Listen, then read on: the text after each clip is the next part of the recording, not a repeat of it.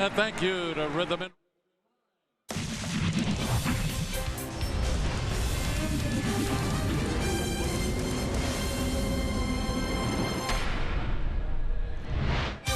Downtown Cleveland, Ohio, where the high-flying Indians riding atop the American League Central Division standings en route to another trip to October baseball. They welcome in the Baltimore Orioles for the middle game of a 3-game weekend series. Hi again, everyone. Matt Underwood alongside Rick Manning. It's been a special day here in Cleveland. The retiring of Jim Thome's number 25, highlighting the pregame ceremonies. We'll have much more on that coming up during the game. But, yes, there is a game to be played. And Jose Ramirez of the Indians is continuing his quest towards a potential MVP award. Well, last night in the first inning, again, he hits a home run, and it ties number 37, J.D. Martinez, for the league lead. But not only that, for Jose Ramirez, he is just instant offense for this Indians team. He has 13 home runs, 34 RBIs in the first inning. You can see the kind of season he is having against the Baltimore Orioles. 7 for 17, but 4 of those 7 hits are home runs and 8 homers against the AL East. They still have to play Boston. They still have to play Tampa Bay. The Indians have won 6 in a row, and they don't show any signs of slowing up anytime soon. We'll be back with today's first pitch between Cleveland and Baltimore next. Cleveland Indians baseball is brought to you by Who But W.B. Mason, the official office supplier of the Cleveland Indians, and by your Northern Ohio Honda dealers. Made in Ohio, Ohio proud.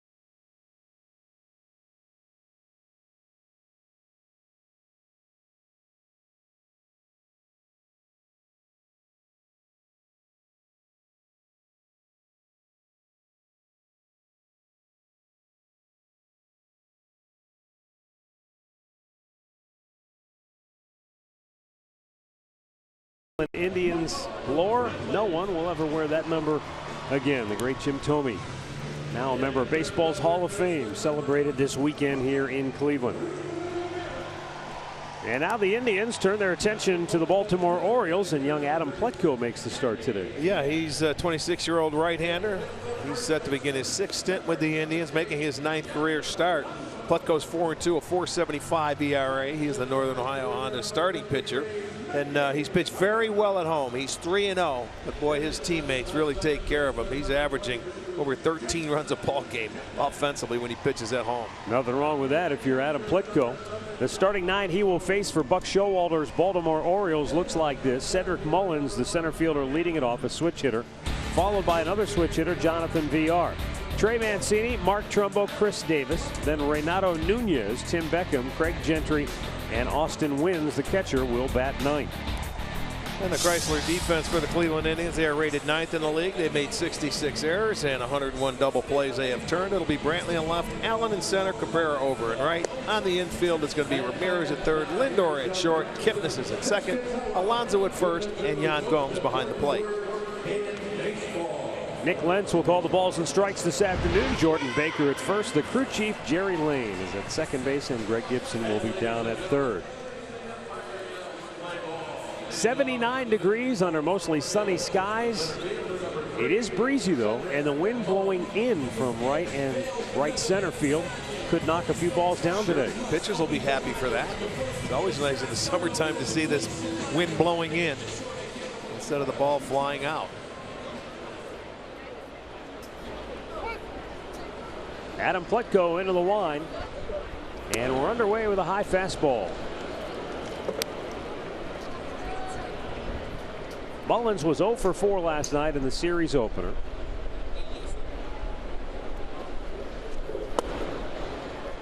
This year at both double and triple A combined, Mullins hit .288 with 11 home runs, 46 runs batted in, and he scored 76 runs. Thus earning him the promotion. He sends a fly ball to right.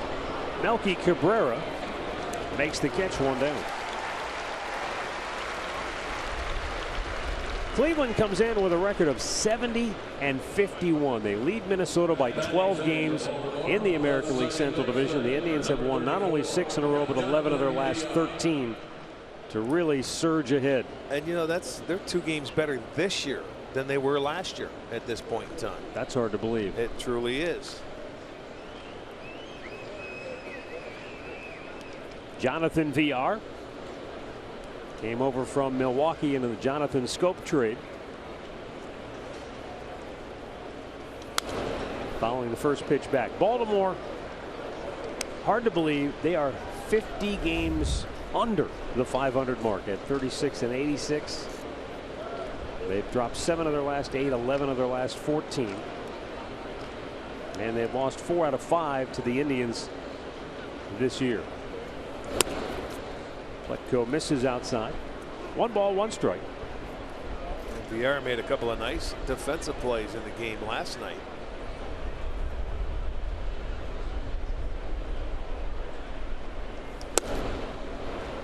Low fastball from Adam Plitko, and it's 2-1. Plitko has really dominated, for the lack of a better term, at the minor league level this year. I mean, 7-3 with a 1.70 ERA in 14 starts.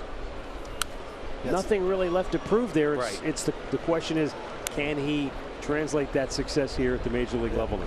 Tough to break into the Indian starting rotation. He's getting the start because Trevor Bauer went in and on the DL.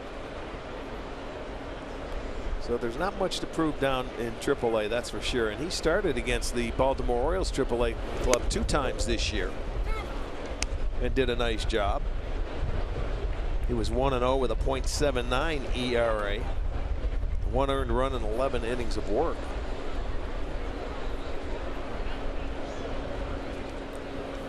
Fouled right back.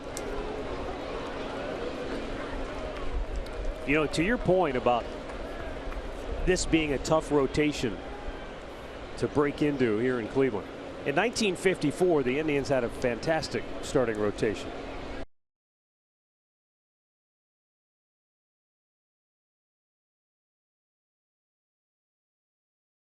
Strikes out, 2 down. Herb's score that year at AAA was 22-5 with a 2.62 ERA and couldn't get a call up. Well, that was when they used 4-man rotations too. But that's a tough customers. That's what the Indian starting staff is like. But if you go back into the Baltimore lore, you know, in the 70s and things like that, they had a tough pitching staff to try and crack with Palmer, Cuellar, Dobson, McNally. Swing a foul ball by Trey Mancini.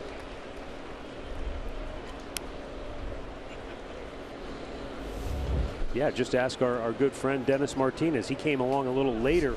Yeah. But even then, by the mid to late 70s, it was still a very tough rotation. Yes, it was. To get into. The 0-1 is hit in the air to center field, drifting in into right center. Greg Allen, the center fielder, makes the catch. 3 up, 3 down, nothing across. The Indians are coming to bat when we come back.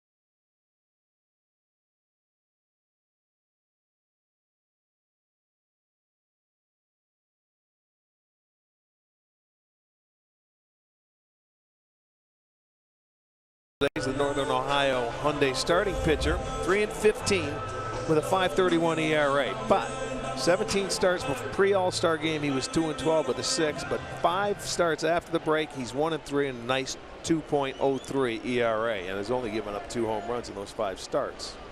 Now Francisco Lindor leads it off for Cleveland, and Alex Cobb delivers a fastball strike. Lindor is 8th in the American League in home runs. He is tied for 10th in runs batted in. He leads the league with 39 doubles. Bunts and foul. That's something we don't see a whole lot from Lindor. Rest of the Indian starting lineup for Terry Francona is brought to you by Progressive Insurance. Michael Brantley following Lindor, then Jose Ramirez. Yandy Diaz once again starting in the DH spot, hitting cleanup. Then Yonder Alonso, followed by Melky Cabrera. Jason Kipnis, Yan Gomes, and Greg Allen rounded out. Baltimore plays Lindor straight up defensively. Left side of the infield is shifted around. But other than that, more or less a straight up alignment. The 1-2 from Cobb. And he strikes him out. Let's check the O's defense for you. They're rated 13th in the league, and they have made 81 errors in the outfield. From left to right, it's going to be Mancini, Mullins, and Gentry. On the infield from third to first, Nunez, Beckham, Villar, and Davis. And Wins is behind the plate. You will see all of the Indians players, or at least all of the ones I have seen so far, with the socks rolled up. As Brantley bangs the ball to first base, Chris Davis takes it himself, and there are 2 down. Storylines are brought to you by Wayside Furniture. Francisco Lindor and Jose Ramirez both having MVP-worthy seasons. And Alex Cobb, as Rick just told you, has been pitching very well since the All-Star break for Baltimore.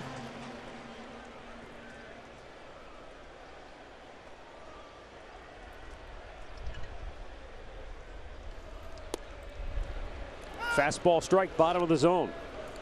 We talked about that wind blowing in early in that first inning, and they had a couple fly balls. Baltimore did, and it seemed to knock them down. Pitch to the elements today. That breeze blowing in at just under 20 miles an hour.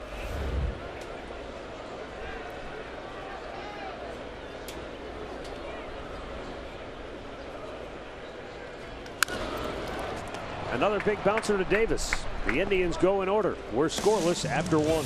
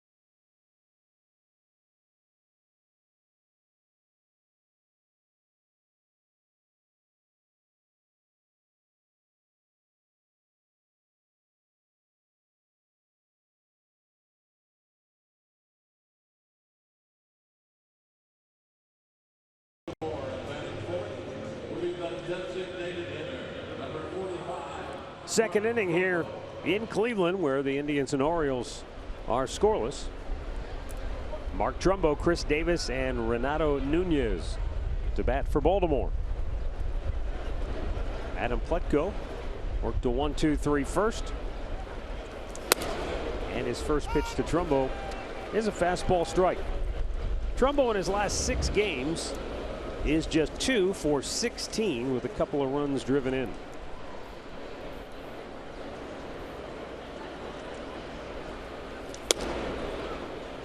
Plutko just missing off the plate, evening the count at 1-1. Trumbo was 1 for 4 last night.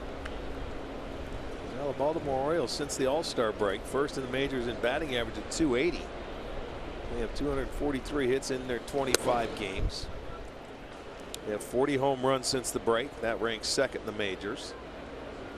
134 runs scored. So they've been scoring runs. They're just not. The pitching has been the part that has hurt them a little bit. 2-1 from Plutko. Hit in the air, might be playable here. Let's see what the wind does to it. Alonso near the seats. Boy, it killed that ball, didn't it? Before today's ball game, the Indians paid tribute to Hall of Famer Jim Thome. Many of his teammates on hand: Omar Vizquel, former hitting coach and manager Charlie Manuel, along with Mike Hargrove, Carlos Baerga, Kenny Lofton. The usual gifts were afforded Thome, but this one was really special. The retiring of his number 25. He said he had the chills when he saw that number 25 up in the rafters. Chris Davis takes a high fastball. Thome, of course, spent a brief amount of time at the end of his career with Baltimore as well.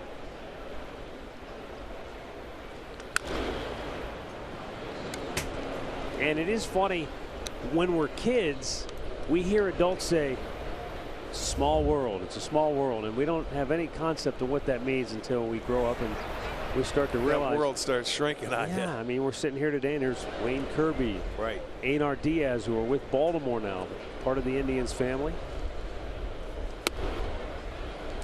Well, that's the game of baseball, you know. Yeah. They say things go in full circle, you know, in this game, and if you play long enough, you know, you may play with a few different teams and coach, especially nowadays with free agency and the way the game has changed. 2-1 pitch. It's popped up on the infield, and Lindor takes that. And we take you downstairs to introduce you to the third member of our team, Andre Knott. Thank you very much, Matt. For Adam Plutko, it's been one of those great years, but where does he go next, as you guys talked about in the first inning? He told me he's learned so much from being around the rotation and Corey Kluber and guys that have pitched in this rotation, but where does he fit here? He's coming off a great run that he's had in Columbus, and he said the one thing he's learned most from this Indians pitching rotation is how to pitch with guys in scoring position. Guys down in Buffalo, or down in Columbus, excuse me, are just 4 of 34 against Plutko when guys have gotten in scoring position. Something that he said he's learned from being around Corey Kluber and Cookie Carrasco.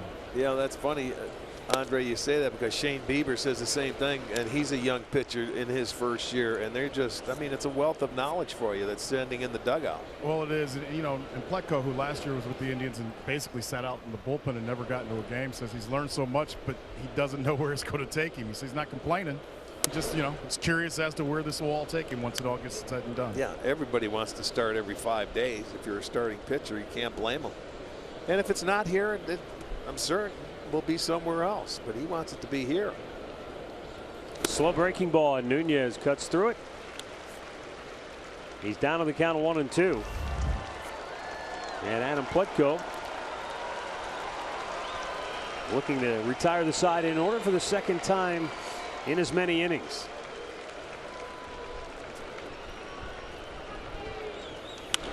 Out of play. Last night, Carlos Carrasco was as efficient as you could possibly be. He retired the Orioles in order 5 times in 7 innings.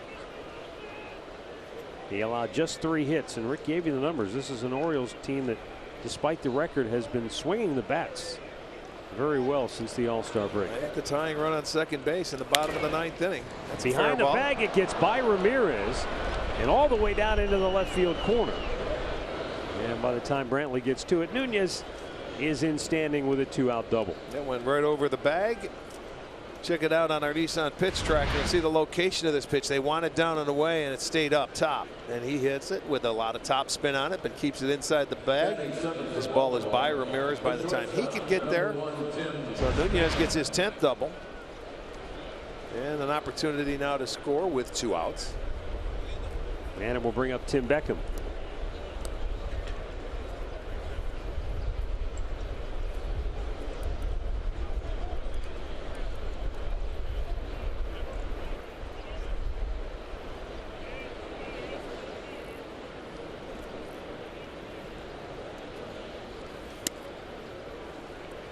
Fastball misses outside.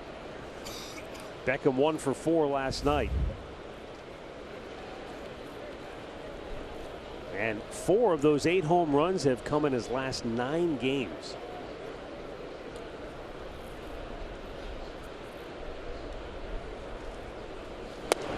Breaking ball in there for a strike. And that evens the count at 1-1. Indians wearing a Jim Thome Hall of Fame commemorative patch on the jerseys today.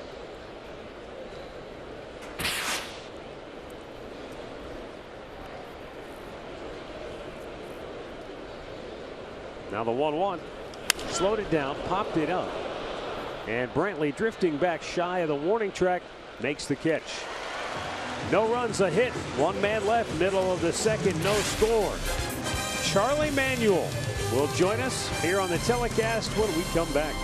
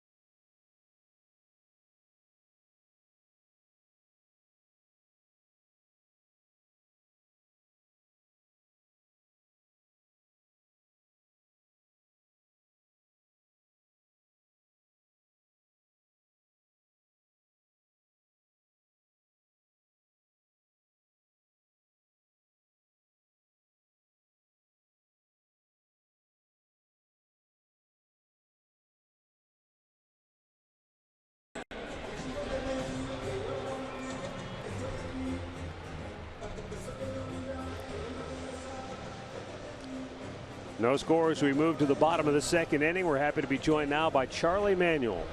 And I can tell you that when this man managed the Indians, they took early batting practice every single day. And I became a professional shagger during BP. They ran me ragged. How about when he was a hitting coach, how much they hit? Yeah, you know what, Jet, that's the hitting part of it, you know, like it's definitely Jim Thomas' work ethic. It definitely helped make him the hitter that he was as far as how much he hit. We used to hit all the time. I've heard people say, well, you hit too much. Everybody has their own philosophy or their own thinking about hitting. When I managed in the minor leagues and also when I was in the major leagues, our teams hit a lot. And I don't think anyone could say that it's wrong because we were successful at it. Well, not only did you have Jim Thome, you had Manny Ramirez, you had Albert Bell, you had Kenny Lofton, you had Vizquel. I mean, you had guys that really, I mean, they put it in their effort into everything. Yeah, it's good to have those kind of players, but also that's the kind of players you have to be a good coach and manager.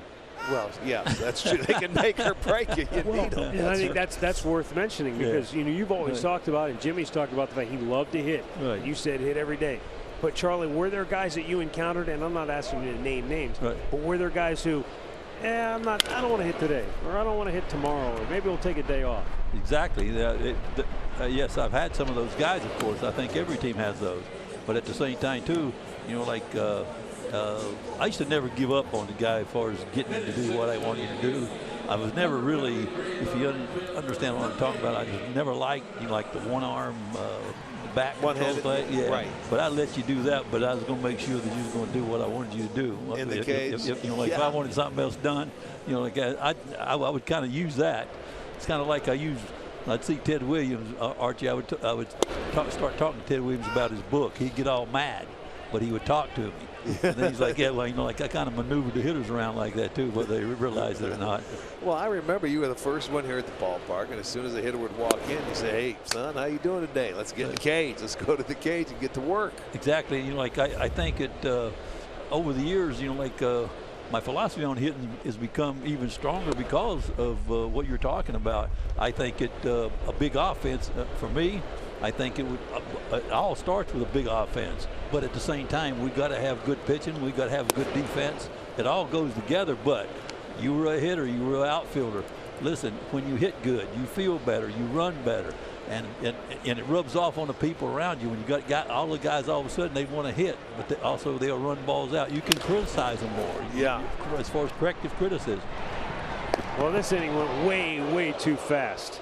Thanks for stopping by, though. We appreciate the time. I know you got to run. You're a busy man. Yeah. Charlie Manuel with us. Good.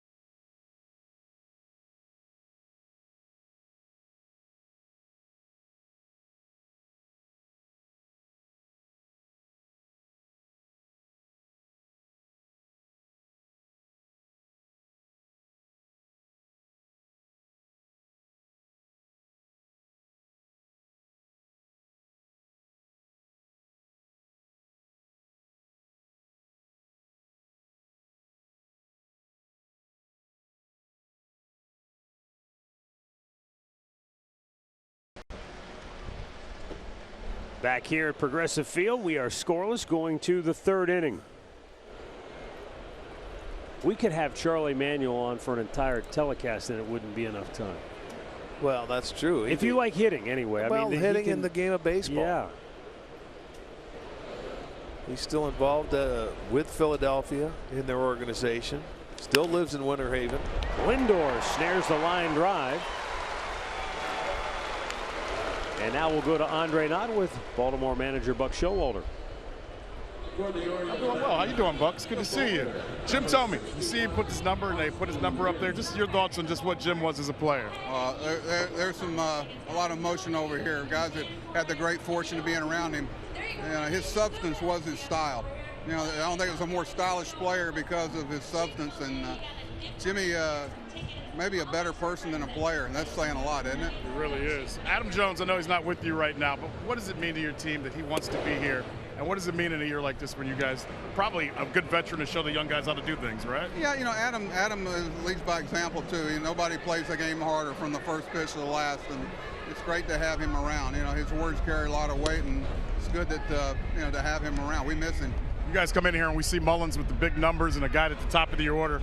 For you, what is it like to have a young guy like that, and what is the main thing you're trying to get across to him right now? Well, it's a precious piece of clay. Anybody wearing our uniform, it's a precious commodity, and I just think the good thing about Cedric is he's going to be as good as he's capable of being, and that's what allows you to, because he's going to give himself a chance to be good. You can't say that about all young players sometimes.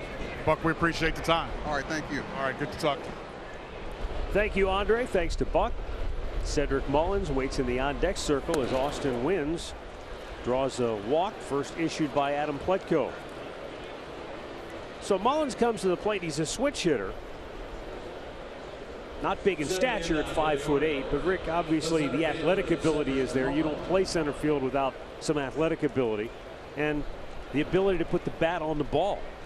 Hey, we've got a couple of guys that are not 6'2", 6'3". You're looking on the left side of our infield. Mookie Betts. There's a lot of guys that are small in stature that can swing the bat and the ball jumps off their bat. Tries to take the bunt with him, but nobody's there. Well, he beat Kipnis to the bag. It was a nice bunt. He took it with him. He got it past Pletko. In comes Alonso. Nobody at first base. So that's the element of surprise. He gets a base hit. And once it gets past Pletko, then watch. You got to make a commitment. In comes Alonso, and Pletko stops. But there's Kipnis. He's not going to get there because you're playing over there for a double play. I don't know if the scouting report has that this guy bunts or not because he's only been in the big leagues for a week or 10 days. But it was a good play by Mullins. So an opportunity here for Baltimore. 2 on, 1 out. Jonathan Villar, the batter. Pletko struck him out his first time up. Villar on the season has batted .262 with 8 homers, 28 runs batted in. But in his last 9 games with Baltimore, just a .171 average, and he's punched out 12 times, not including the strikeout in the first inning.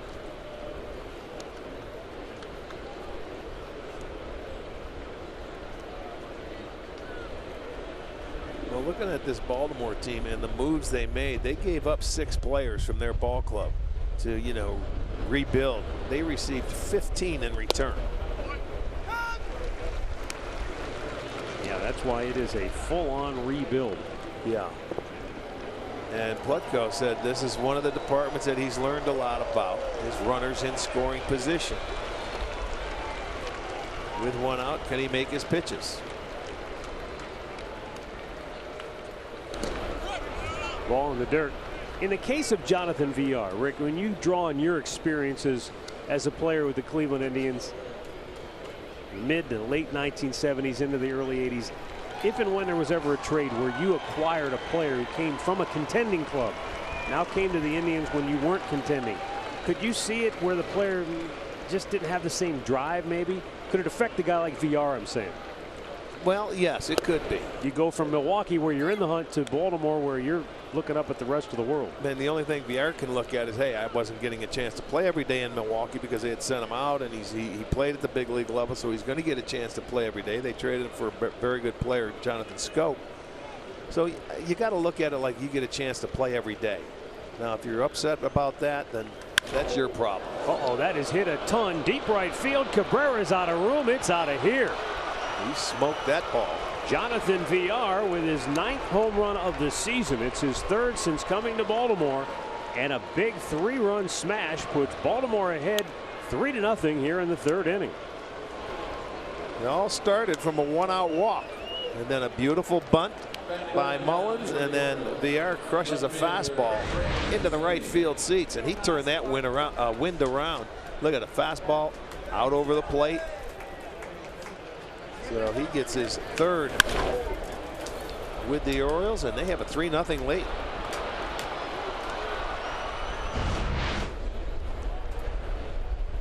Now Trey Mancini takes a breaking ball for a strike. There's going to be one person who's really thrilled about that swing. That's going to be Alex Cobb, because he gets the 2nd lowest run support of any starting pitcher in this league. Well, I'm sure he's thrilled to death. 3 points are on the board with 1 swing. Well, MLB TV is now available at a lower price for $49.99. You can watch every out-of-market regular season game, plus get a free subscription to MLB At Bat Premium. Blackout and other restrictions apply.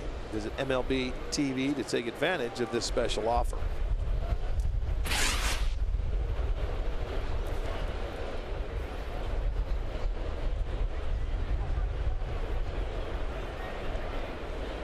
Adam Pletko, the pitch. And Mark Trumbo takes. He fouled out his first time up.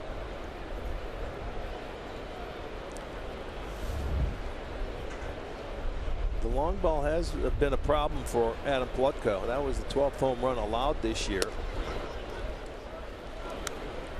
in about 44 innings.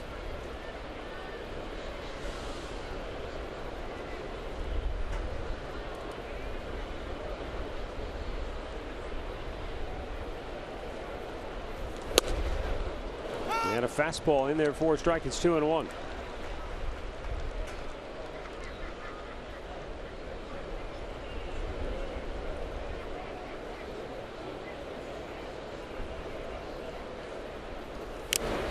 And Trumbo got that fastball, but ripped it back foul.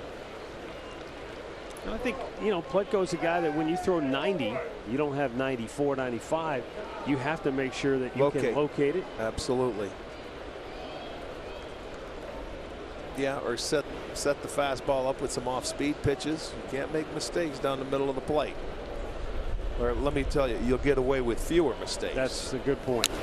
Because even the guys that throw 95, if they throw it down the middle, they can get taken out. Sure they do. I mean, it's just a matter when you're throwing 91, 92, there's less chance for error or swing and miss, or maybe foul it off. They can get to it.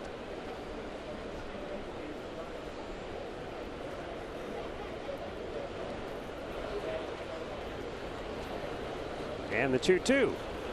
Slowed it down, struck him out. 2nd K for Adam Pletko, but Baltimore gets on the board first. A 3-run homer from Jonathan VR. Omar Vizquel will join us here in the booth when we come back.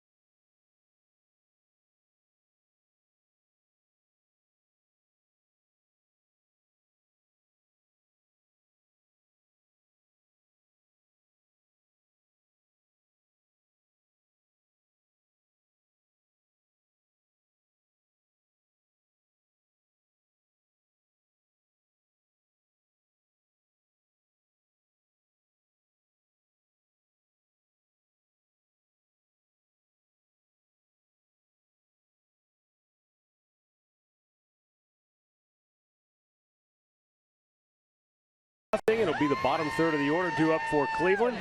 And as we welcome you back in, our Hear Right sounds of the game, we've got former Indians Gold Glove shortstop Omar Vizquel. Welcome back. Thank you, man. Good to see you. It's beautiful just to come here after being in the minor league for the last 3 months and a half. You know, this ballpark looks so huge right now. And actually people is kind of like intimidated right now, you know, after seeing 2,000 people per game in single A, and then going back to the roots where you begin when Kipnis hit a fly ball to left field for the first out right now. Yeah, you know, the funny thing, some people don't know you're managing down in the minor leagues for the Chicago White Sox, and it's your first year doing it. You like it? I love it. You know, it's been great that I got that opportunity. They talked to me about it, and I thought about it, and you know, taking a look at the system that they have, you know, it's been an amazing surprise how many great players they have, and I really love what I do right now. Yan Gomes with one out here in the home half of the third inning. What was it like for you down there on the field? You guys got the socks pulled up, and you seeing one of your brothers, one of your teammates going into the Hall of Fame in Cooperstown, and what's that experience like for you? Man, it's beautiful. Every time that you see a guy that you play with having that kind of recognition and being there with the best of the best, you know, you have a little piece of you going out there, because just like what he said when he was talking on the field, is like we all play together, and when one of us have that kind of a war, it's just you feel so good about yourself and about obviously the guy that is next to you. In this case, was Tommy. Well, you guys really turned the franchise around back in the 90s when you picked it up, and then we talked with Jimmy last night at 95 when you clinched September 8th or September 9th, and it just kept getting better and better after you moved into this ballpark. That's right. Everybody just felt comfortable with each other. You know, it was just like a family. It's awesome just to see everybody back. See the kids all grow up. Some of them play ball. Some of them are like, you know, crazy 22 years old. They're taller than you. And it's just an amazing thing just to see the growth of everybody. 1-2 pitch to Yan Gomes is in the dirt. Well, let's get this out of the way. So I got in a Twitter fight earlier this year with somebody who is a statistician expert, and they said to me, Omar Vizquel is not a Hall of Famer. I said, I saw him play with my own eyes. If he's not a Hall of Famer, I don't know what is. I mean, how important is that for you? Well, at this point, it's not really important. I think when you play the game with all your heart and you give it all on the field, there is nothing else you can do about it. You know, I would say it's awesome when you retire and you take a look back and say, wow, I am a Hall of Famer. It's got to be an unbelievable feeling. But at this point, when I'm still in the game, I'm managing, I'm busy, my mind is busy doing all the things, I don't think it's that big of a deal, obviously. And a lot of people are going to have different criteria of how they're going to judge, you know, your numbers and the way that you play and all that. So I'm just going to leave it up to them and not worry too much about it. Yan Gomes sends one to center field. 11 Gold Gloves, 8 of them here with Cleveland. That kind of speaks for itself. I mean, you were one of the, if not the best defender in the game in your era. What do you think? No question. He's a Hall of Famer. I watched him play too, and I've been around the game. He'll be in. He had what, 37% last year? Yes. I know you need the 75%. There's something about people that vote that if you're a Hall of Famer, for me, you're voted in the first year if you're a Hall of Famer. A true Hall of Famer. What do you have to wait 10 years for, 5 years? Just vote the guy in, for goodness sakes. It's not that tough. Well, you know, like we were saying, everybody got different ways to vote, obviously. Right. And, you know, you just got to be patient. It's great to see your name bouncing around and comparing yourself to Ozzie Smith or Luis Aparicio or whoever, which is really exciting. You know, yeah. I like to hear what people have to say about my game, and obviously I don't like when people say that, you know, his numbers are not quite as good as this guy. Yeah. You know, because the criteria they use with all the sabermetric stuff is going on, you know, you never know. But I'm really excited about it. Greg Allen bloop swung towards center, but Mullins runs it down. Another quick inning. Doggone it. Omar, thanks for stopping by. Thank you, guys. Great to catch up with you. Always a pleasure. Great to see you. Omar Vizquel, 3-0 Baltimore.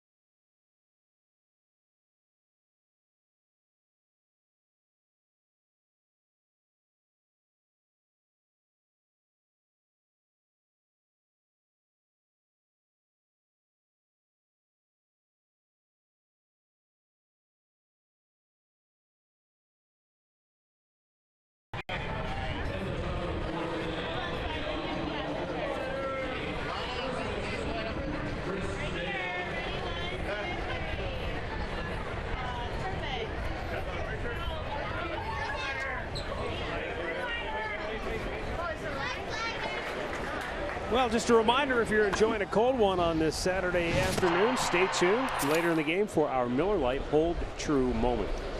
3-0 Baltimore as we move to the 4th inning. And Chris Davis leading off for the O's. Big swing and a miss. Davis 1 for 4 in the game last night.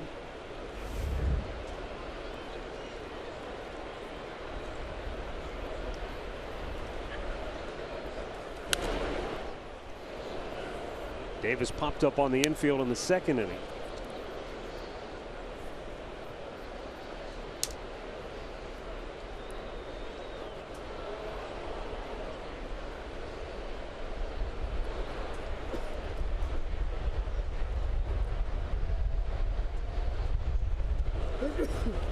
Fouled right back.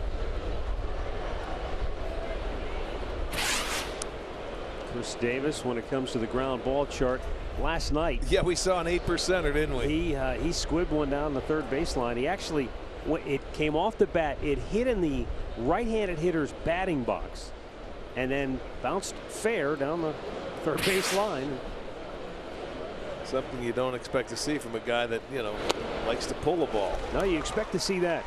That's 51 strikeouts in his last 34 games played.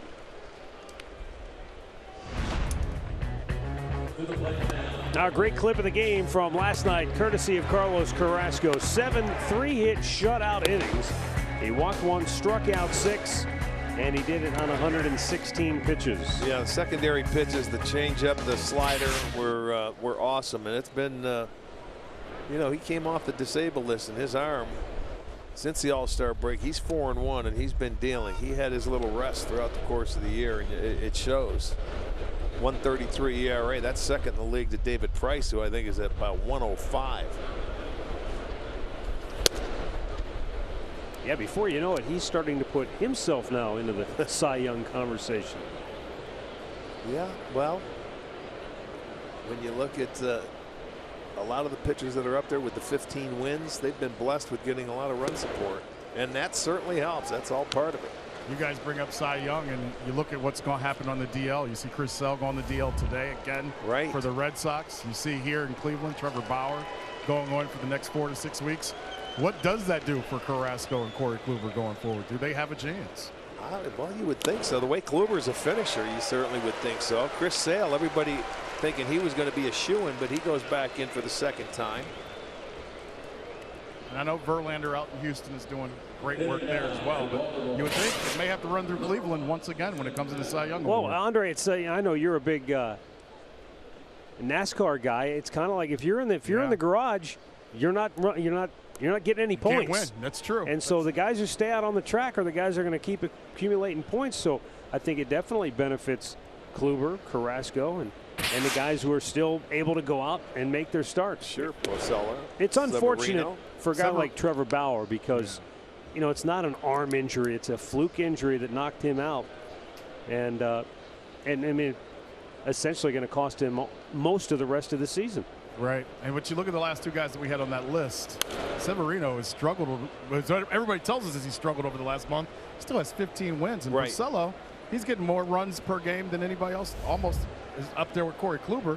So he still has a chance as well when you think about the wins that he could get over the next 4 to 6 Garrett weeks. Cole. Garrett Cole. There's and Verlander. As you said, there's still more than a month to go. Yeah, there's what are we, just under the 40 game mark? After today for the Indians, there will be 40 games left.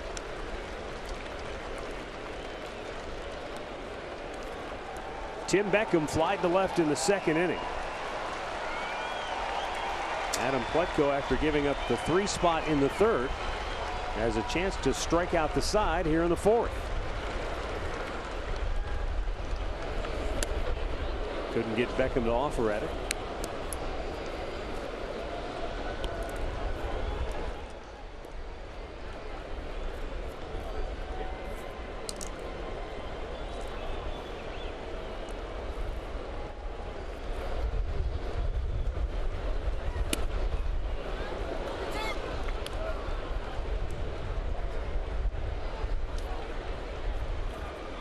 It's a full count for Beckham.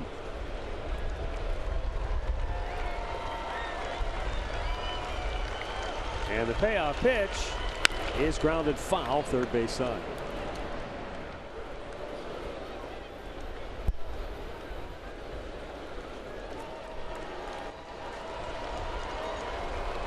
A sold-out house here at Progressive Field in Cleveland, where the Indians have been on quite a roll of late. The 3-2 from Pletko is hit in the air to center. And Greg Allen will make the catch. The O's go in order. We go to the bottom of the fourth, 3-0 Baltimore.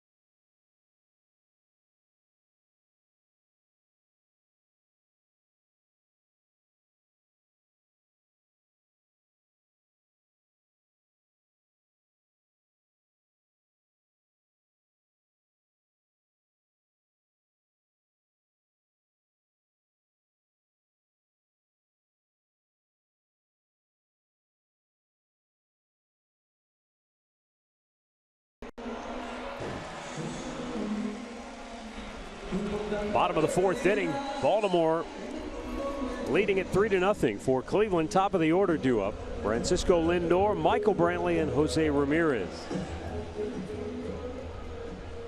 Right now, Alex Cobb is playing turn back the clock to 2013, when he came into Progressive Field. As this ball is backhanded by the second baseman, and Lindor beats it out. Villar got as much on the throw as he could, but Lindor able to beat it out. Made a play like that last night and got the job done. This time I think Lindor beats him. And that'll be the first hit for the Indians today. Looked like it was hit off the end of the bat. It took a big hop off the mound. And there's the throw, and Lindor just gets the foot there on time, so he will be safe. So Cobb, the first time through the lineup on the year, batting average is usually at 257 for him. Today he was perfect. They were 0 for 9. Second time it goes up to 319. The third time 333. But he's been very effective with his off-speed pitches. 6 outs on 3 pitches or less. Back in 2013, Alex Cobb came to Progressive Field, then a member of the Tampa Bay Rays, and in a win or go home wild card game, he pitched a gem. He went 6 2/3 innings of shutout baseball, striking out 5, as the Rays would beat the Indians and advance to the division series. Michael Brantley taking a called strike. In that game, though, Cobb was able to scatter 8 hits. The Indians had opportunities in that game, but were never able to get that one hit to get on the board, change the momentum. So far today, they haven't had a base runner until Lindor's infield single now here in this 4th inning. But you know, you look at Cobb, And we shouldn't really be surprised by what we're seeing here today, because he is truly one of those guys who has pitched better than the numbers would indicate, in particular here lately. But when you look overall this year, 7 times. So how many starts has he made? 22. 7 times Alex Cobb has given up 1 run or less. Yeah, the offense hasn't been there. In there those for him. 7 starts, he's 2-3. It's a tough way to go. And we were talking about the guys that have the 15 wins. How the run support is. Brantley with a pop to left, and that's the first out of the inning. Stat of the game is brought to you by Buick.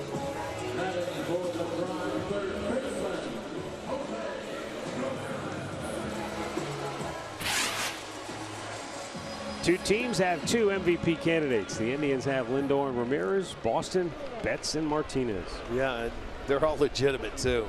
Those are they're all having terrific seasons. And they're going to go head-to-head 4 days next week in Boston.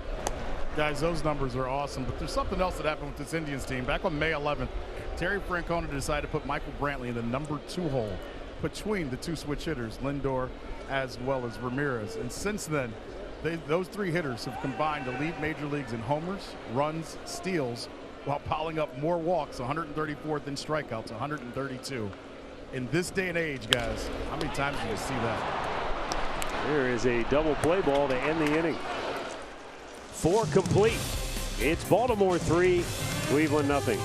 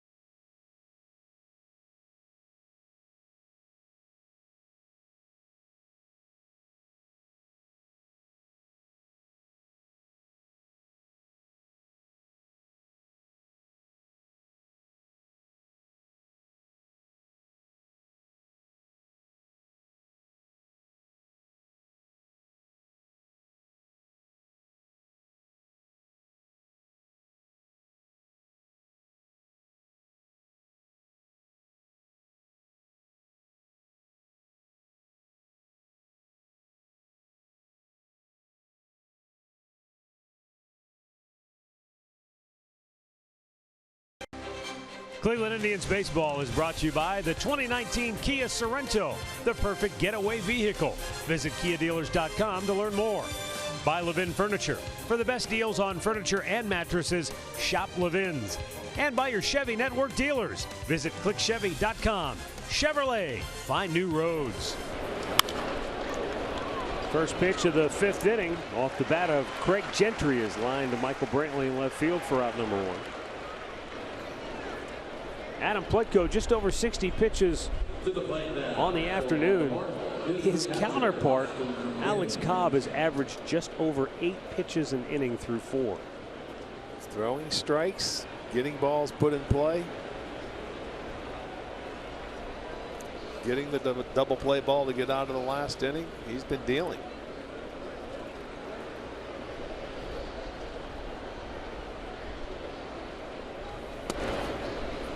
Austin wins. He drew a one-out walk in the third, and that led to a 3-run rally for Baltimore.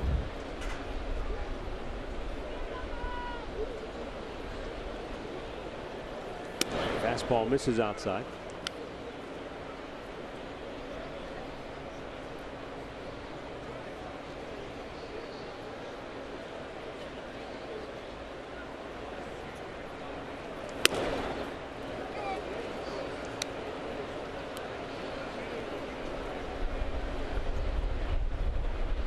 Well, you talk about run support, and I told you at the top of this telecast that the Plutko in 3 home starts, they scored 13 runs in one game, 7 in the second game, and 7 in the third game. So he's been treated beautifully at this ballpark, but it's a role reversal today.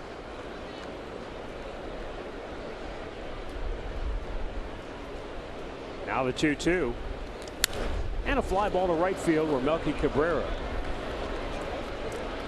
makes the play, and there are 2 down.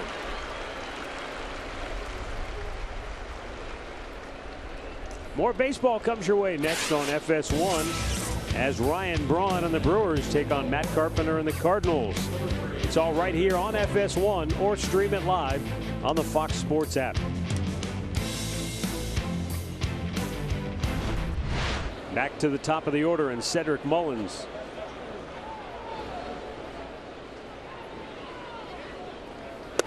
He has him creeping in at the corners after his bunt single in the third inning.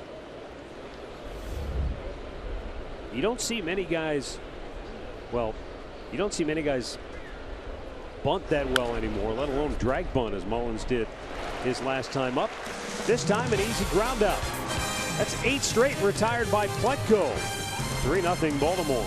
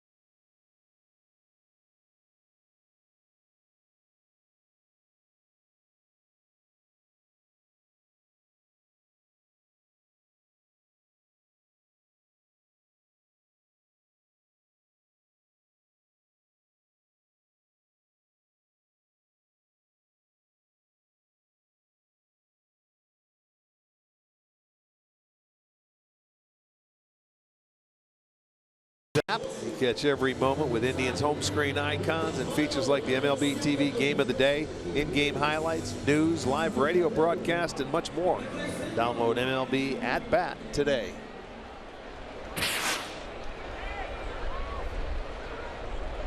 Yandy Diaz leading off here in the home half of the 5th, takes a strike. He flied to right his first time up.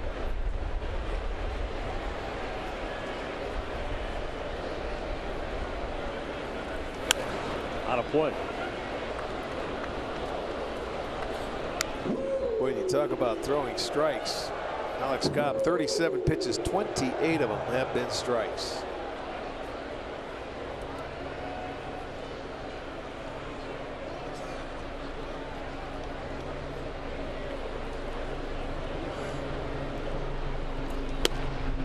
Yeah, I was going to ask you, I mean, are the Indians being too aggressive here today? Well, no. How can you be too aggressive when the guy's throwing right? Strikes? He's pounding the strike zone. What he's doing, he's mixing his pitches. He's throwing his off-speed pitches very well, commanding them like that, and they just can't get. You know, I looked through this lineup, and there's not many balls that have been hit hard. Lindor's base hit was an infield hit.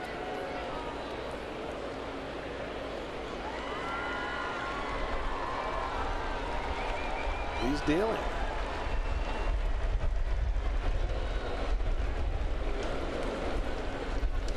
Oh my, what a play by Cobb.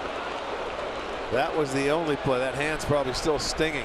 It looked like that ball might have caught him. He just stuck his glove out and it went right in. And as a hitter, you're thinking there's no way. He left it upstairs, and boy, he just moves out of the way and it goes right into the glove. And he's lucky there, but it was a beautiful play. Get the leadoff man. Now that's the hardest hit ball the Indians have had all day long, and it goes as a out. He's going to go into the dugout and say, I had it all the way. That went off the bat, I would have to say, over 100 miles an hour. The catcher, Austin Wins, his reaction was priceless. Ground ball to second. VR throws him out, 2 down. Watch the catcher, Austin Wins.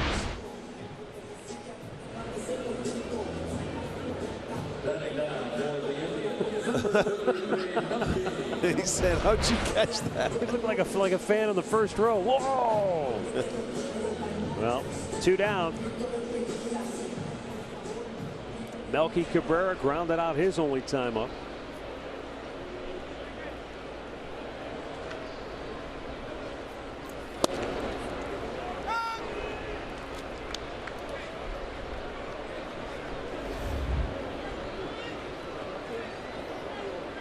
Cobb asks for time to relace his shoe.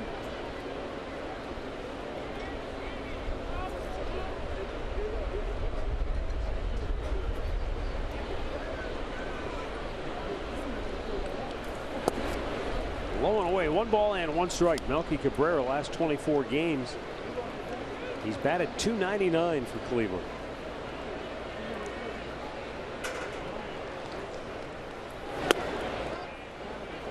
Indians outfield has been a revolving door for much of the season outside of Michael Brantley in left. But the addition of Melky Cabrera has helped calm things down a bit. The 2-1. Slaps it the other way, slicing, out of play.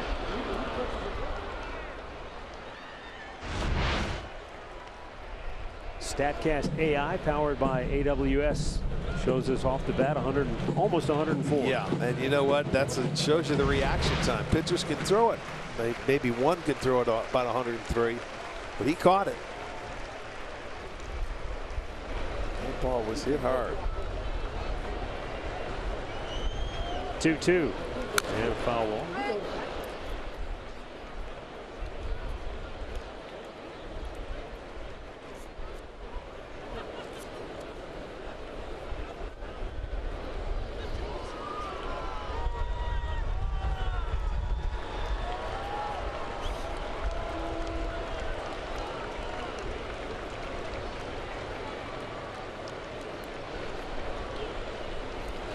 Swung out and missed, and Cabrera strikes out. It's only the 2nd K for Cobb today, but he has shut out the Indians on 1 hit through 5.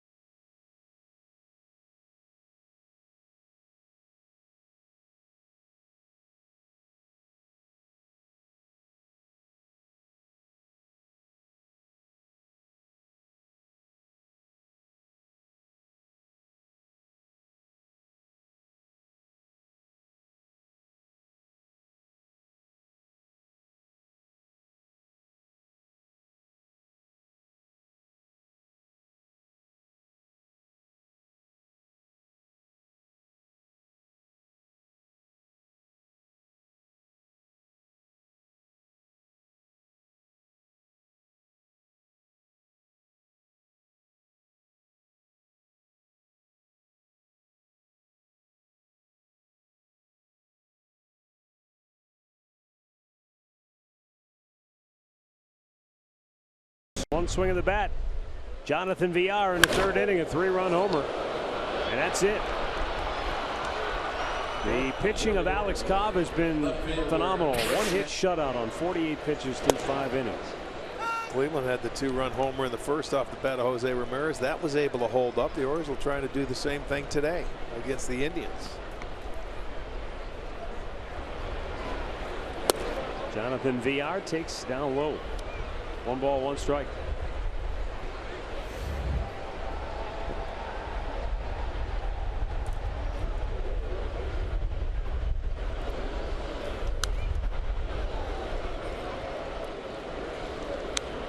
One and 2 the count.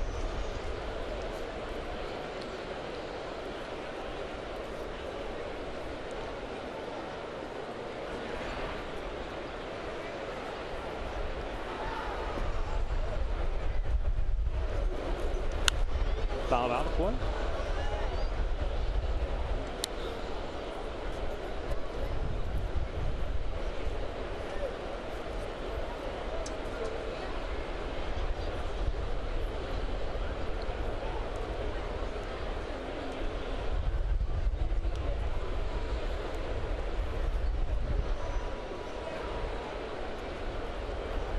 Adam Pletko with a 1-2 pitch, and it's down low, 2-2.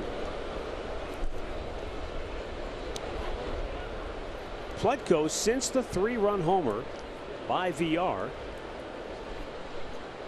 has retired 8 in a row.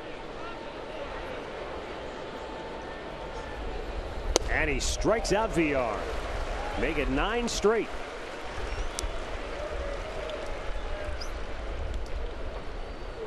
Let's have a look at the injury report brought to you by the attorneys at Elk & Elk.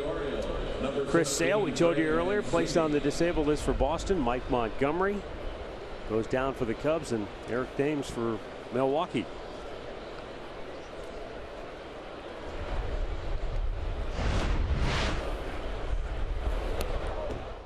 That breaking ball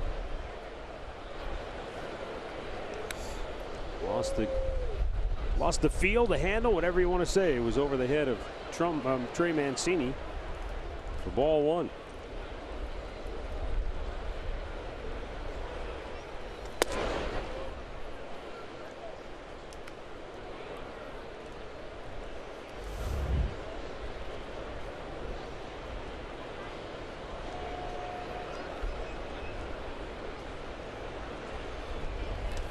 Line drive, 1 hop. What a pick by Kip. And there are 2 down.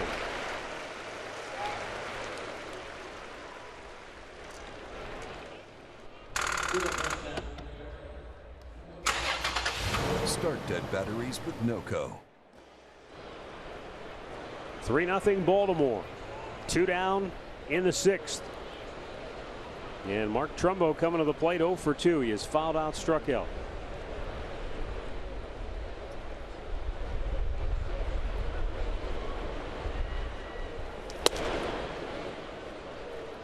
Just missed outside with a fastball.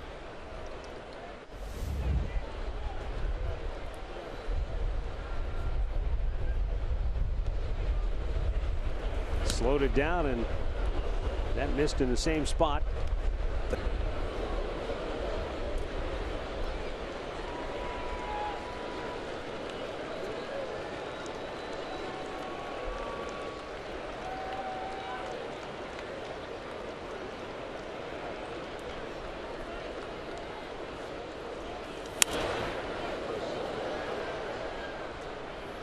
Don't want to give a guy like Trumbo too many 2-0 counts to just rear back and turn it loose. I'll tell you though, Pletko has been making some very good pitches, and if he's missed, it's just been just a hair off the ditch, not by much.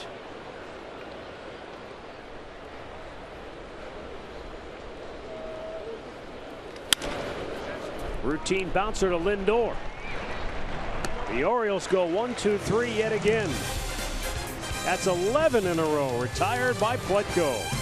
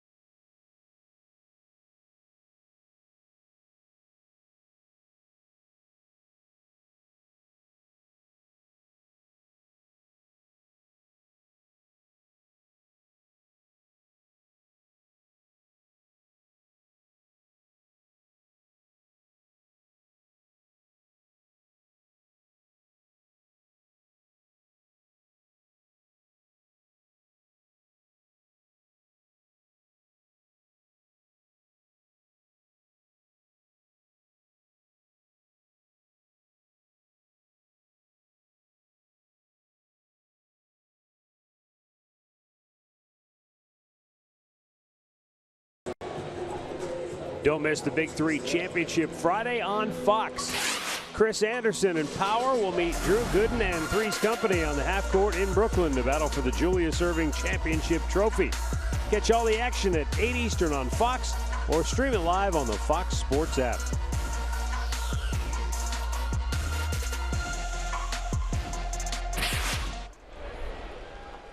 Bottom of the 6th inning. 3-0 Baltimore. Alex Cobb. He is under 50 pitches as he starts the 6th inning.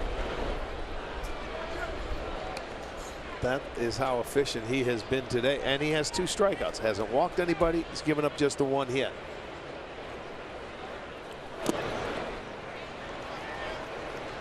He goes to 2-0 on Kipnis. Probably aren't many of those today. Only 2 of them.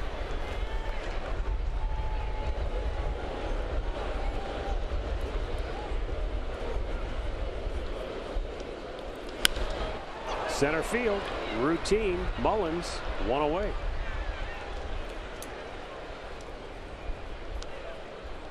T-Mobile built for baseball. How's he done it? Well, he's done it with a good changeup, good breaking ball. He's kept them down, and they're topping that pitch. And there's another good breaking ball. Watch the 1 fastball that he throws goes right back up the middle. He makes the play on it.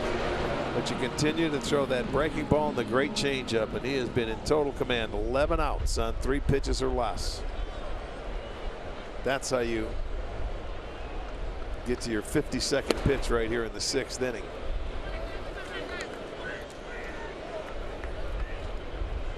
Has faced the minimum. The only base runner, an infield single by Francisco Lindor in the 4th.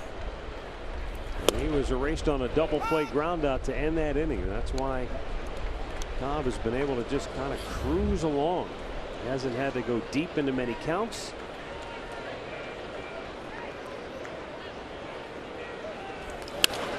There's a liner that's going to get down. Cut off by Mullins. And Yan Gomes has the 2nd hit of the game for Cleveland. A 1-out single here in the 6th. And Yan got it on the breaking ball. He wants it down, and I'll tell you, you're going against his strength, down and down. And Gomes, you know, he gets the best of him right here. He stayed on the baseball nicely, put a good swing on it, lines it into center field for a base hit.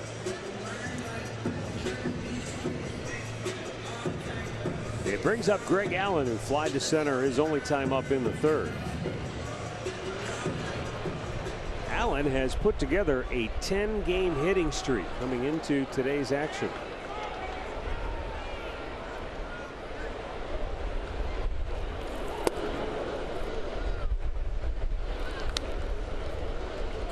Greg Allen has done it a single at a time.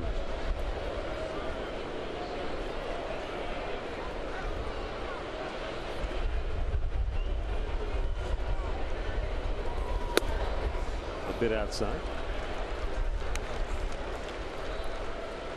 In his last 63, make that let's see, in his last 64 at bats, Allen does not have an extra base hit.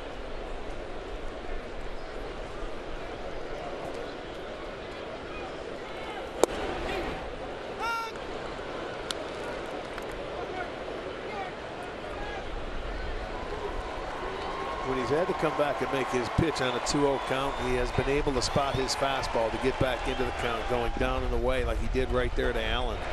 He's attacked early with off-speed pitches. And a line drive single into center field, so Greg Allen stays hot. He's hit now in 11 in a row. And the Indians have 2 on with 1 out for Francisco Lindor. Well, they went 0 for 9 the first time through the lineup. They now have gone 3 for 9 the second time through. And it usually goes up when you get to the 3rd time. So Allen stayed on a breaking ball. He also hit it back up the middle. So back-to-back singles. 2 base runners have never had a man out at second base yet today.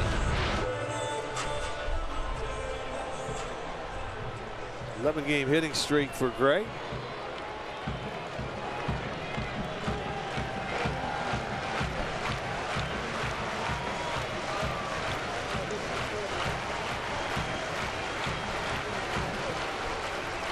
Lindor looks at a breaking ball outside.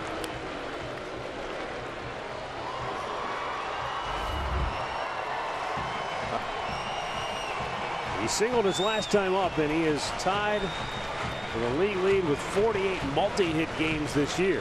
And he's got another one.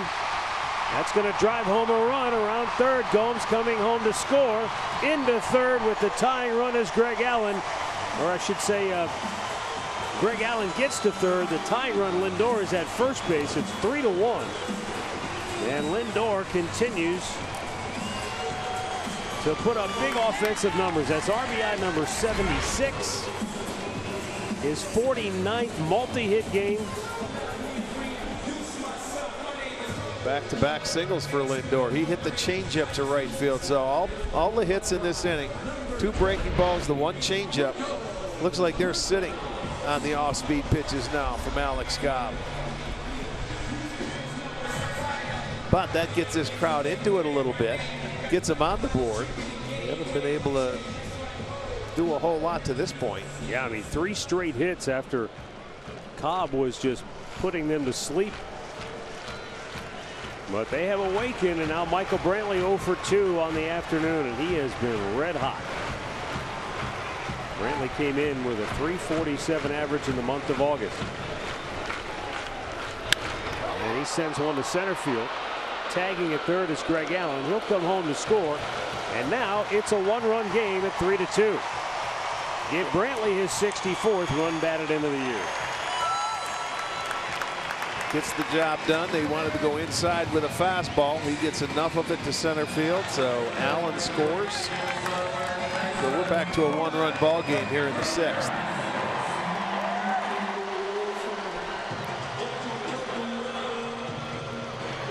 With 2 down, interesting to see how Lindor plays this at first.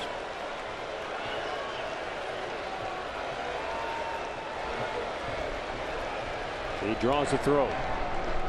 You can make a case that the way Ramirez has been swinging the bat this year, at first base you're already in scoring position.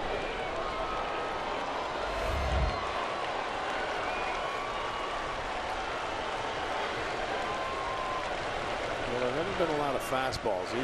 He's gone with off-speed pitches to the hitters a lot.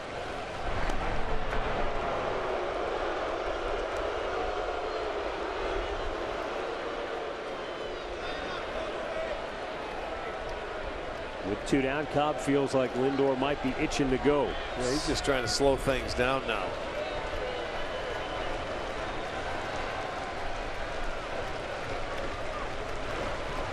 There he goes. Pitch is low. Throw to second is in time.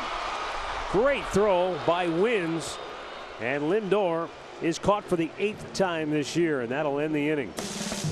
But the Indians strike for 2 in the 6th. It's a 1-run game now at 3-2.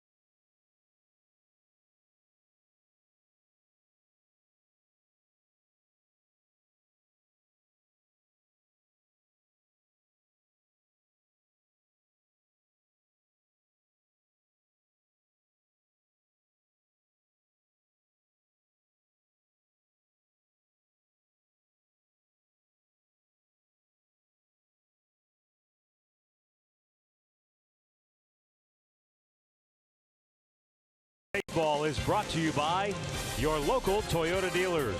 Visit buyatoyota.com. Toyota, let's go places. And by the injury lawyers at Elk & Elk. Proud partners of the Cleveland Indians. Call 1-800-ELK, Ohio. 3-2, Baltimore leads it. 7th inning, Adam Pletko has retired 11 in a row. Well, he's done exactly what he has to do after giving up the 3-run homer. He's put zeros on the board. And now his offense has gotten him back into the game. See if he can go one more and get him right back in.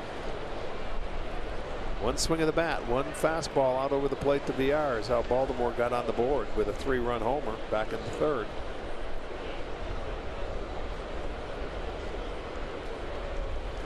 And a foul back, 1-2. Chris Davis popped up on the infield in the 2nd, struck out in the 4th.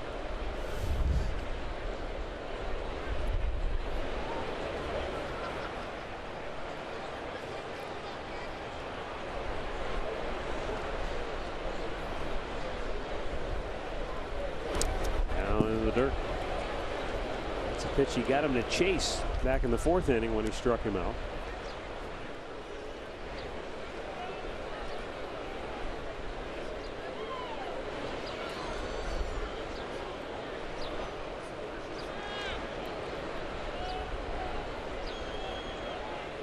And a 2-2.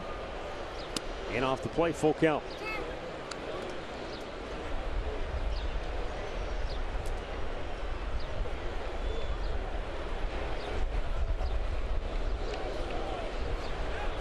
Adam Pletko with pitch number 90 of the game. And a ground ball to Yonder Alonso, who will take it himself for out number 1.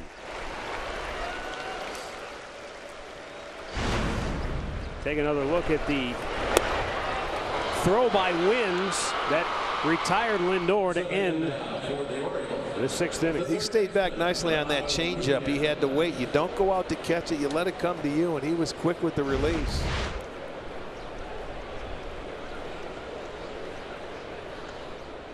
Renato Nunez doubled in the 2nd, struck out in the 4th.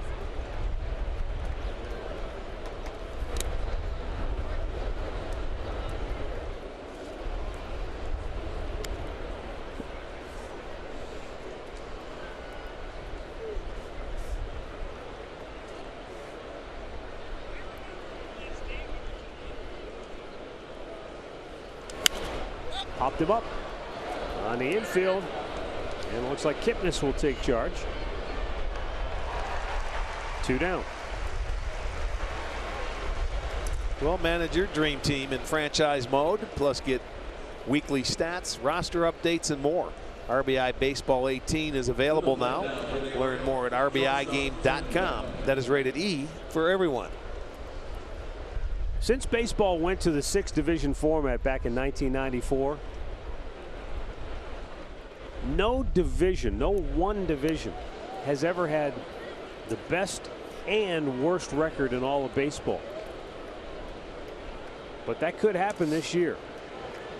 It doesn't look like anybody's going to catch Boston, so you say they're a pretty safe bet to end up with the best record in all of Major League Baseball. And Baltimore could end up with the worst record. They're ahead of Kansas City, or I should say behind, however you want to look at it. They have the worst record, but Kansas City's close. They're only a game better than Baltimore. I mean, it's bad enough when you're the last place team. When you have to look in the standings and see you're 50 games out of first, that hurts your pride. That's difficult. 50 games out of first place. The 0-2 in the dirt.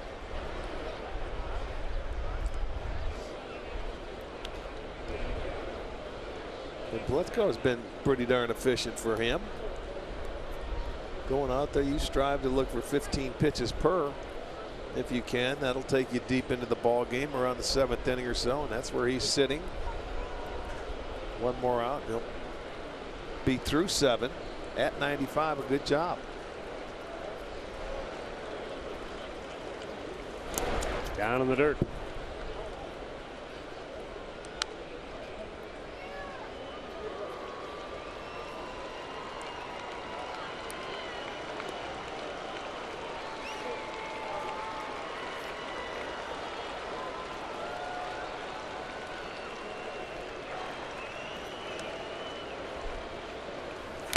Threw it by him. Adam Pletko with his 6th strikeout of the afternoon. He has set down 14 birds in a row.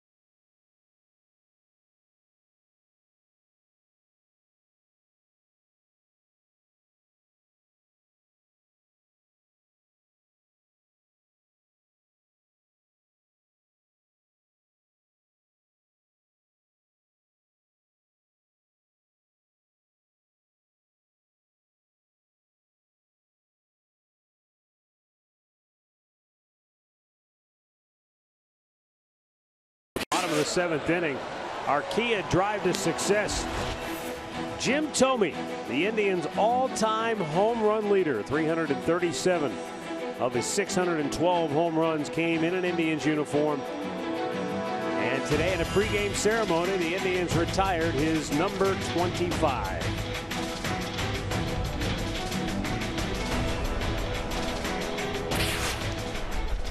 And it was Jim Thome Jersey Day. The giveaway at the ballpark today. Indians down a run. And that was also something that Thome made part of his specialty, which was the late inning walk-off, the drama-filled home runs. Oh yeah, 13 of them in his career, the most of anybody in all of baseball. Jose Ramirez 0 for 2 today.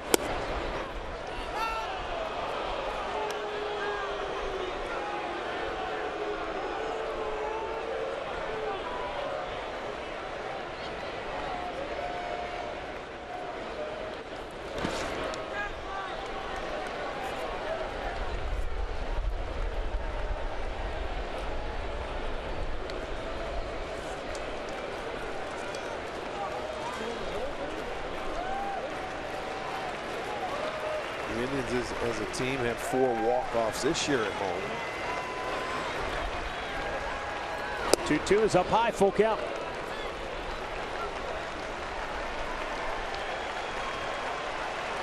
Alex Cobb, 67 pitches on the day, and a foul by Ramirez.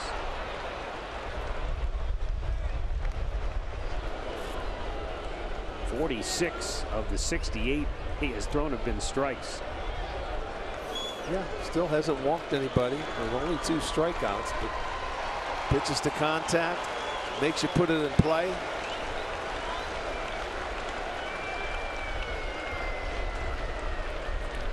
Foul right back. We said at the top of the telecast that you look at his numbers, 3 and 15, 5.31 ERA, and you're thinking this is a walk in the park for Cleveland today. But the way Cobb has been pitching of late would tell a completely different story. Yeah, in his 5 post All-Star break starts. He's 1-3, but the ERA is 2.03. He's only allowed 2 homers in the second half, where he allowed 17 in the first half.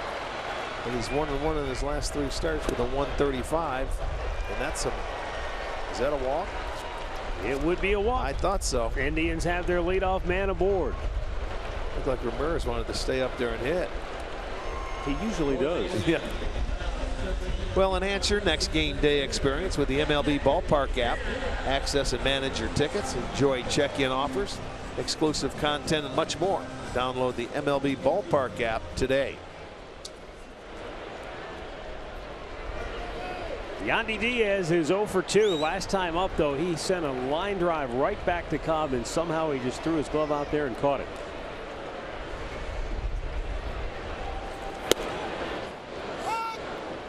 Fastball low and away for strike 1.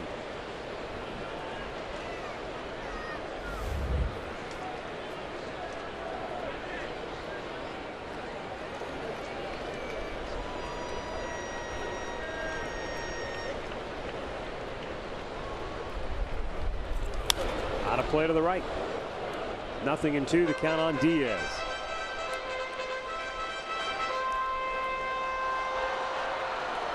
A beautiful late summer day in Cleveland, Ohio. 79 degrees at game time. But a 20-mile-an-hour breeze all day long blowing in from right center field.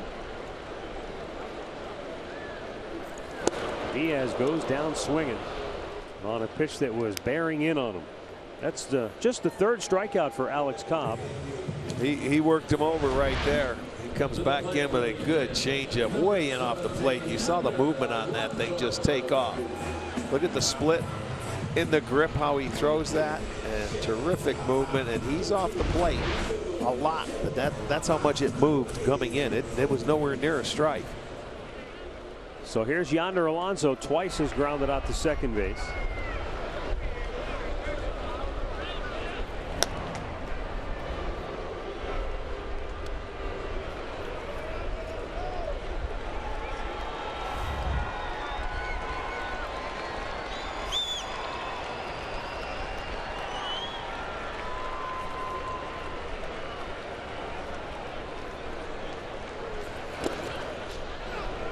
I mentioned last inning that since divisional play, the 6th divisional format was introduced in 1994, the best and worst records in all of baseball have never come from the same division.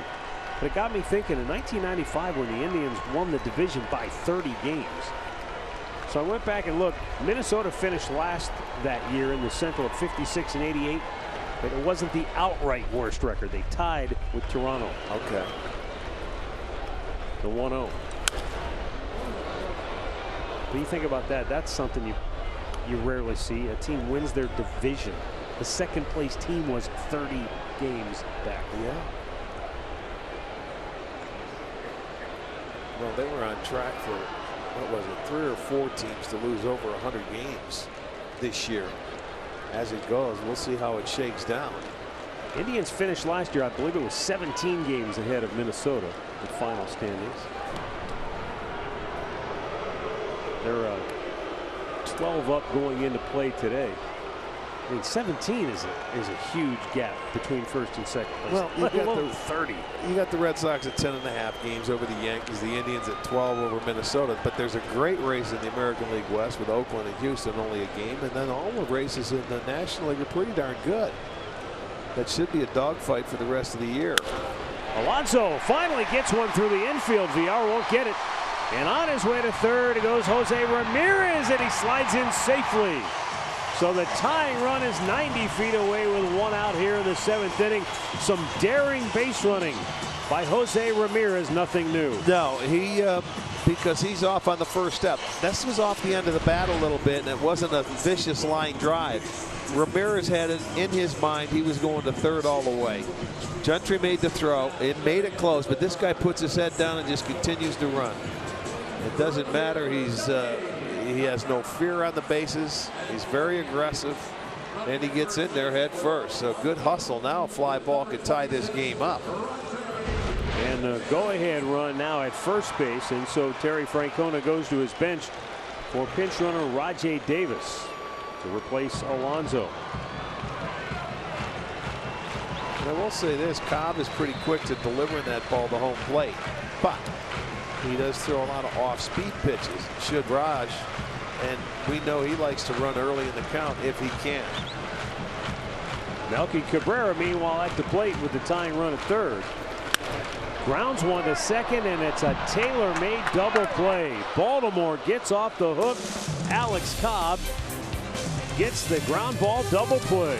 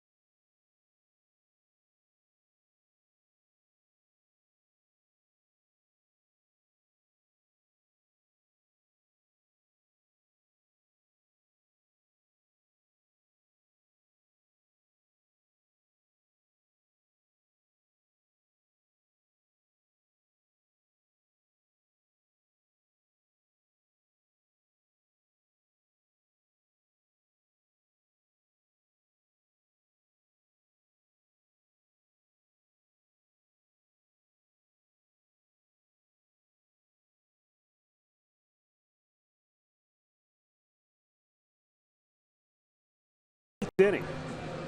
And Terry Francona has made the Cleveland Clinic call to the bullpen for right-hander Neil Ramirez. Ramirez on in relief of Adam Pletko in the 8th inning.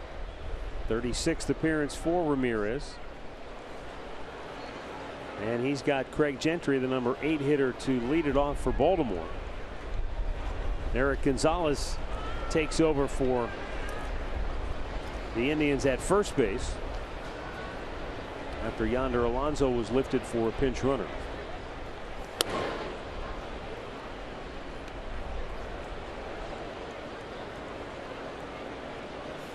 Greg Allen moves over to right field. And Rajay Davis, who ran for Alonso, is now in center.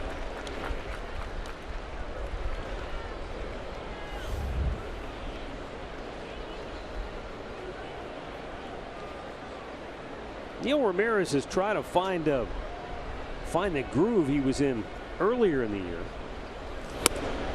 when both he and Oliver Perez did a fantastic job to give the bullpen a boost. But boy, lately he's had a rough go of it. 11 2/3 innings over his last 13 games and 11 runs allowed. Swing and a miss. It's 2-2.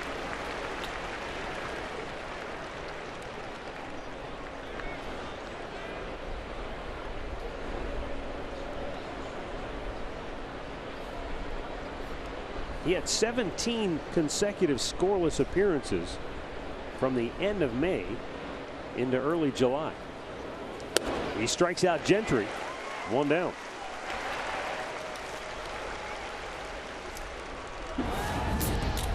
Our Miller Lite hold true moment. Back in the 3rd inning, Jonathan Villar teed off for a 3-run homer off Adam Pletko, but then the right-hander settled in. He retired the next 14 batters in a row. Hey, that's a good job keeping your team right there. They brought it to within one, and you know, he kept his team in the ball game. So a good start for Adam. But he's going to have his offense bail him out.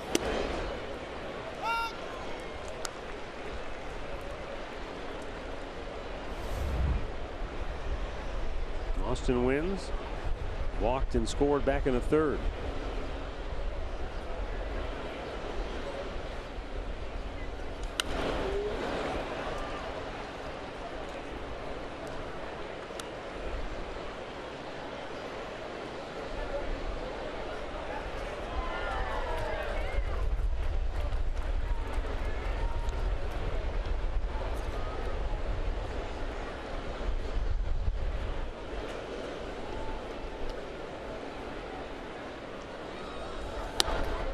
By the way, the last time baseball's best record and worst record outright came from the same division was 1992, when Atlanta went 98-64, and the Dodgers were in the cellar of the National League West at 63-99.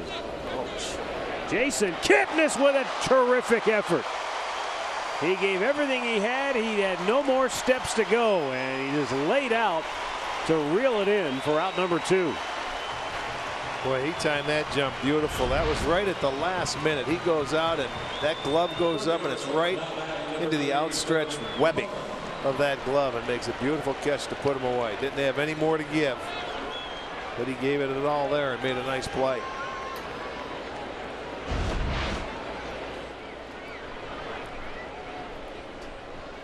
Brings up Cedric Mullins.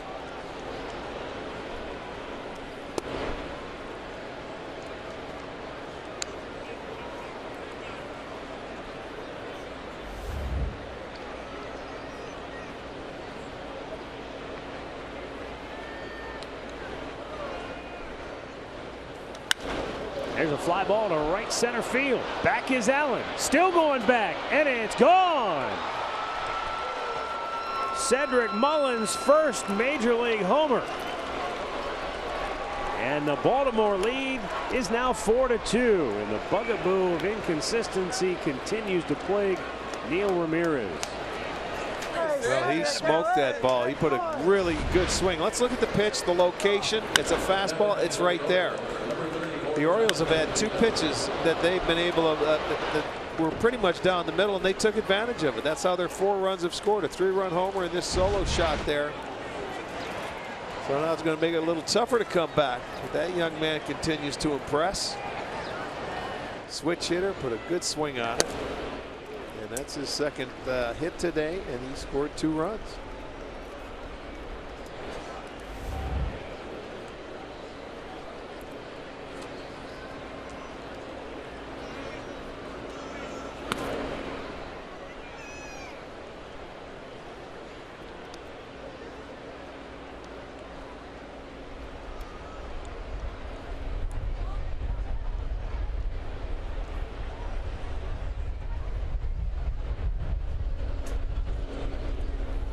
Swung on and missed by VR.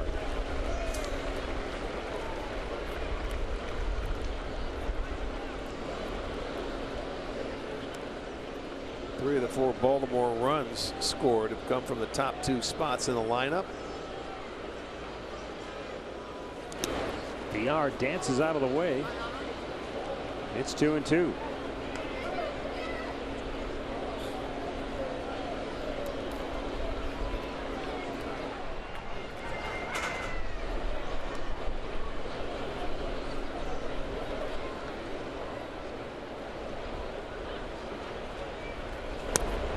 Down and in. Now a full count for VR.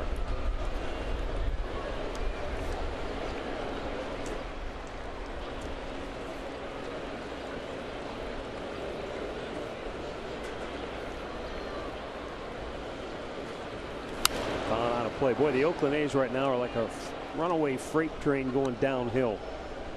They're up 5-0 on Houston. They go on to win that game, and they are in a dead heat with the Astros in the AL West. Yeah. They won it in extra innings last night. They'll have identical records. That's You're right. They have been on some kind of roll since June.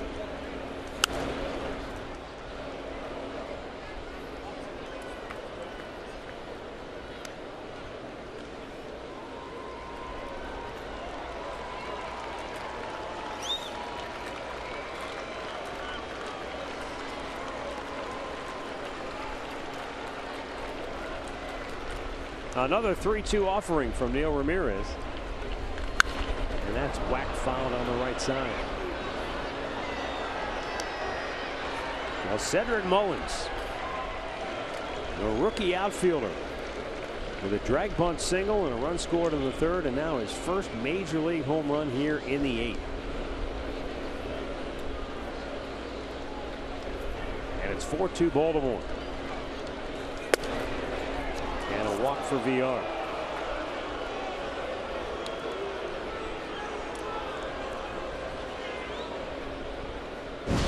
Here's our showstopper from last night. Matt Olson with a walk-off home run. And that cut the deficit to a single game in the AL West. Yeah, Sip hung him a slider, and Olson took care of it.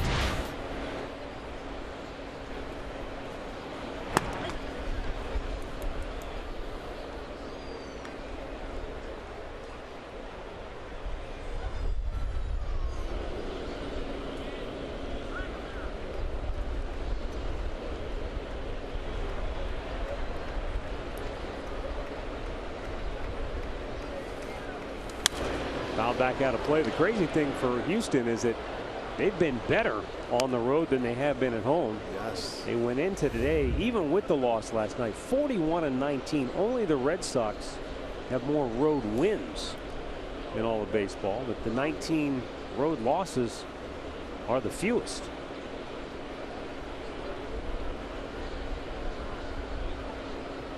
And I think there's a simple reason for that, as we've seen with this Cleveland team in the last couple of years. Starting defense pitching travels. Yeah, so yeah, starting pitching, yeah, it sure does. You're in every ball game if you don't give up many. And if you can put together any kind of offense. They had a 10-0 undefeated road trip this year, going to 3 different cities. Houston did. 0-1 pitch out, but nothing doing.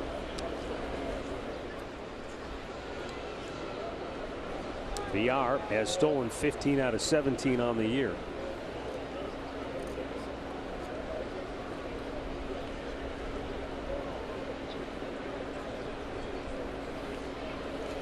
Way outside, 2-1.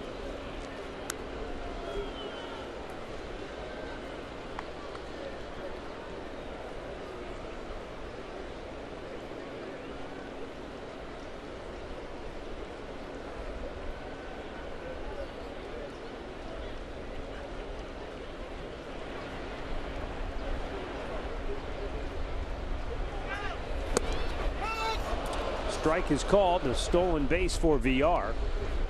So make it 16 out of 18 on the year. Well, that was he got a jump, a pretty decent jump. And in the transfer, Yan Gomes dropped the ball. He was trying to be maybe just a little too quick.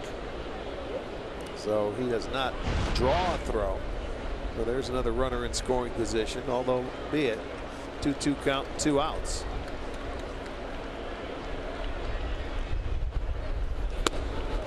Full count.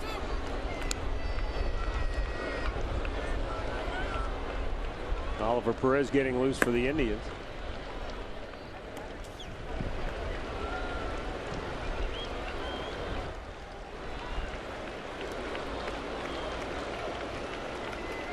And the payoff pitch is fouled out of play.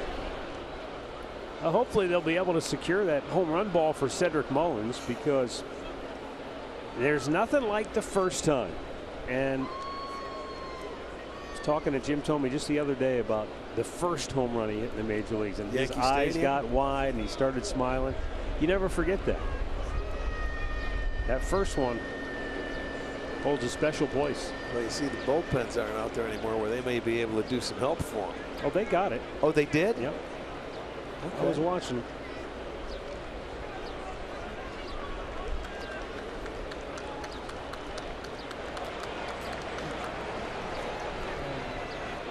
The 3-2. I think he went. He did, says home plate umpire Nick Lentz. And the inning is over. But the first major league homer for Cedric Mullins extends the Baltimore lead to 4-2.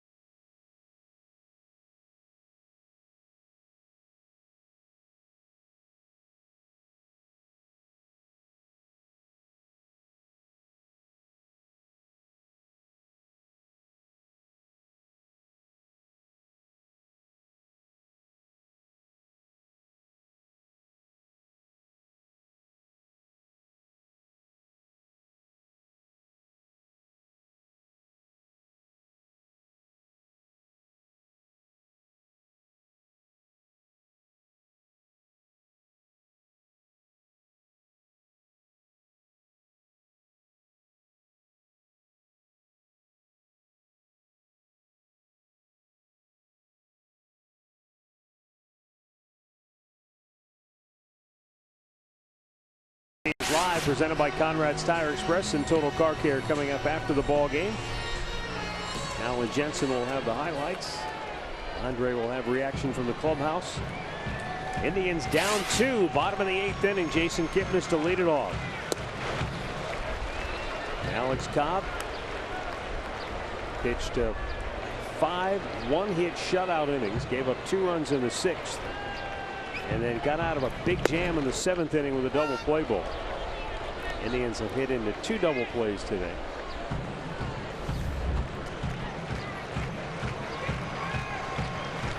And a ground ball right back to Alex Cobb.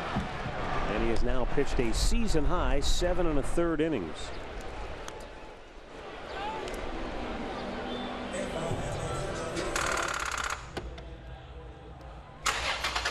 Start dead batteries with NOCO. Yan Gomes will be the batter with 1 out, bases empty. Gomes singled and scored in the 6th.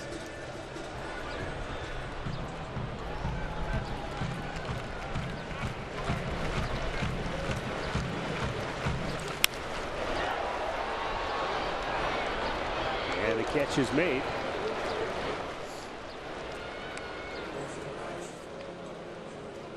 More baseball coming your way next on FS1 as Ryan Braun and the Brewers take on Matt Carpenter and the Cardinals. It's all right here on FS1 or stream it live on the Fox Sports app.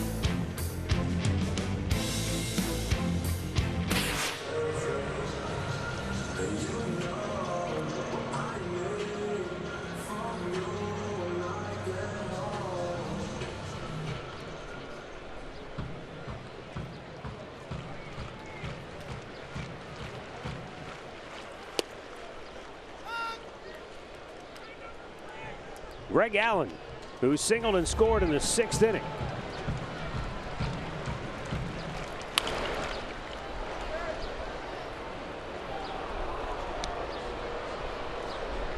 Allen extended his hitting streak to 11 games with a base hit in the 6th and then came around to score. But boy, the Indians have been locked up by Cobb for most of the afternoon.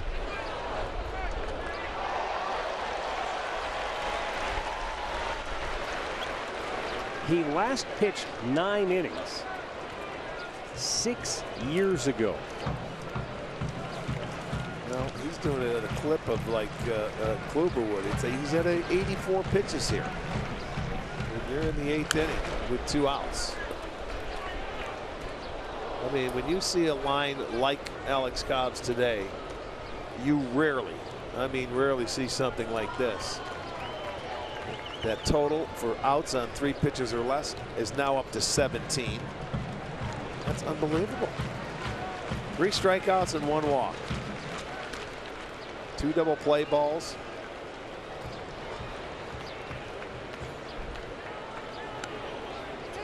And all of the Indians' hits, which are 5 of them, have been singles. He's kept them in the yard, and that's how he's been pitching in the second half. 2 home runs allowed in 6 starts. Greg Allen just kind of reaching for it. Beckham throws him out. The Indians go 1-2-3, and Alex Cobb has a chance for a complete game victory. It's 4-2 Baltimore through 8.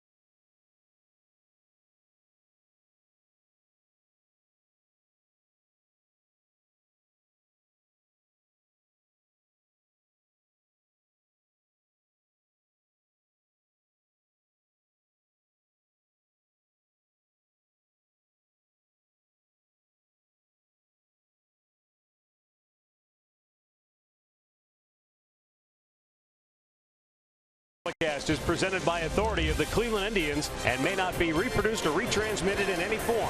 And the accounts and descriptions of this game may not be disseminated without the express written consent of the Cleveland Indians.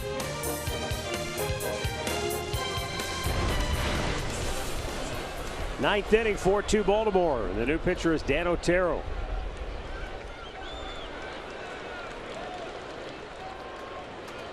Otero will have the 4, 5, and 6 hitters due up for Baltimore. Mark Trumbo, Chris Davis, Renato Nunez.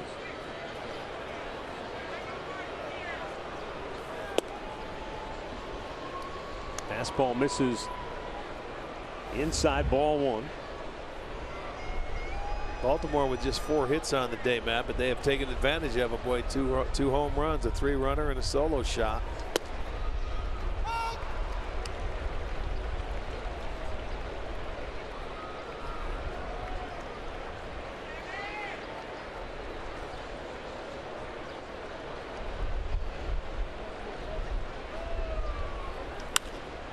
Right field. And Greg Allen will make the catch, 1 down.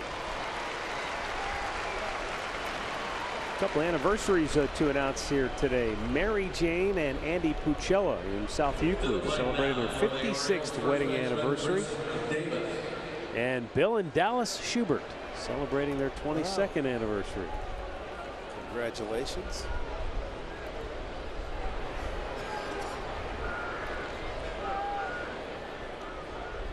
Chris Davis 0 for 3 on the afternoon, steps in and fouls the pitch back.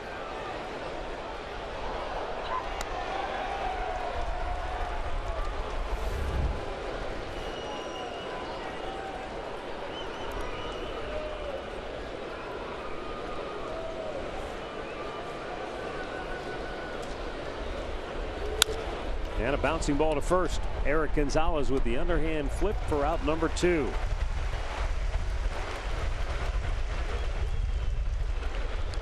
Storylines revisited courtesy of your Ford dealers. Lindor and Ramirez, the MVP candidates. Lindor with a couple of hits and a run batted in. Ramirez held without a hit. They walked him once. And Alex Cobb was just dominant. As I said early in the game, it looked like he had turned back the clock to that wild card game performance against Cleveland. The only difference is he's been better today. Yeah, well, he really has. The combination that he's been featuring up there, you know, with the changeup, the curveball, and the occasional fastball.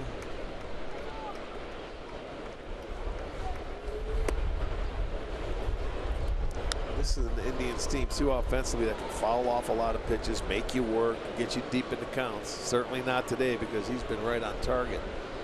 But do they send him back out there for the ninth is the question. Swung on and missed. I believe they will. And part of that is because Michael Givens is now their leader in saves with 4. Right. You know, that bullpen. Well, he certainly had some changes. Deserves the right to go back out there and try and finish what he started. There's no question. Slowly chopped to third. This is going to be a tough play for Ramirez, and he's going to hope it goes foul, but it will not. And Nunez with a swinging bunt single.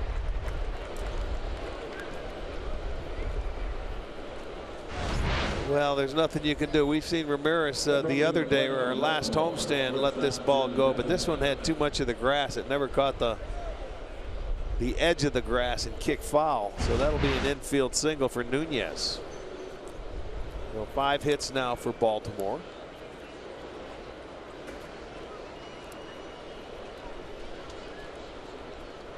For Baltimore, running at first base. Jace Peterson will now run for Nunez at third.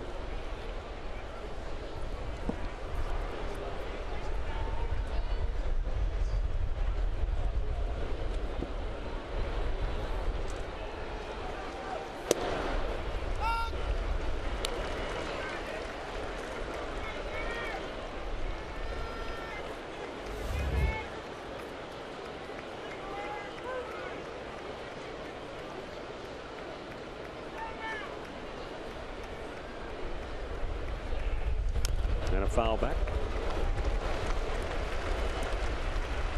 See the sinker from Montero, the movement of it, how it ties up right-handers getting inside to him. When Danny's on his game, a lot of ground ball outs.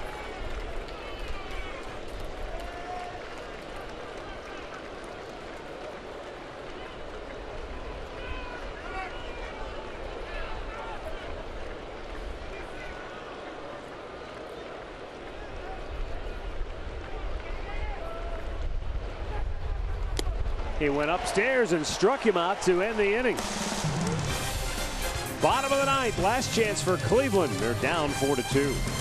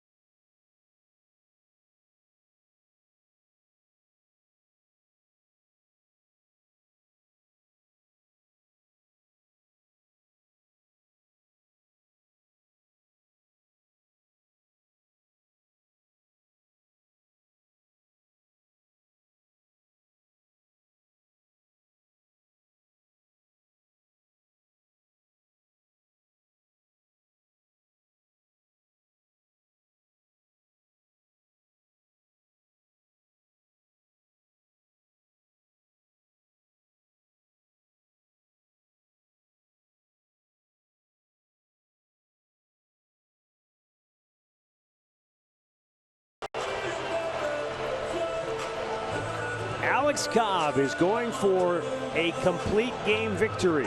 He'll pitch into the 9th inning, leading it 4-2. Jace Peterson is now at third base defensively for Baltimore. Cobb, as you'll see here, still under 90 pitches for the game. 5 times in 8 innings he has retired the Cleveland Indians 1, 2, 3. And how consistent has he been today? First time through the lineup, 30 pitches. Second time, 29. Third time, 28. Well, he will start for the 4th time, and he's hoping he only has to face 3 hitters. He's got the top of the order. Francisco Lindor in the hole, 0-2, and the pitch is low. Lindor singled in the 4th. He drove in a run with a single in the 6th. Michael Brantley is next, then Jose Ramirez. So for Alex Cobb, if he's going to get it, he'll have to earn it. The 1-2 outside to even the count. Michael Givens is up and ready if needed in the Baltimore bullpen.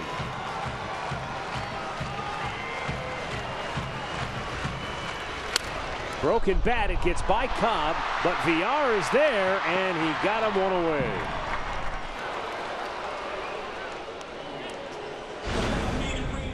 Pat O'Brien Chevrolet play of the game is the pitching of Alex Cobb. He's just been sensational here this afternoon.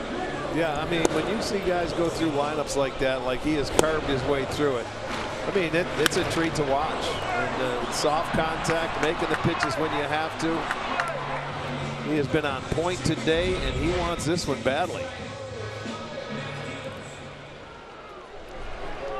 He wants to stop that winning streak the Indians have at 6.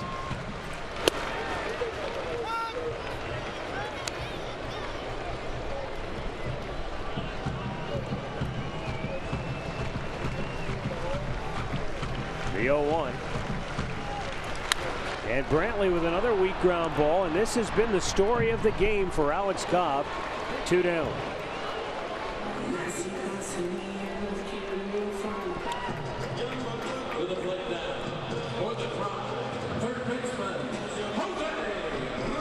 Cobb moves up to now 18 outs on 3 pitches or less. That's a heck of a job when you're facing now your 27th hitter or your 28th hitter.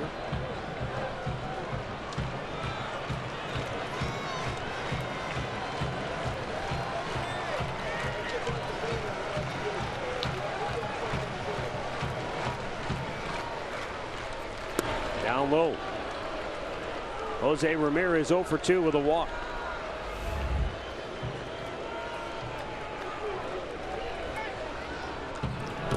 Alex Cobb did have a complete game in 2013, but that was one of those deals where he was on the losing end, so he only pitched 8 innings. He hasn't gone 9 since August 23rd of 2012, almost 6 years to the day.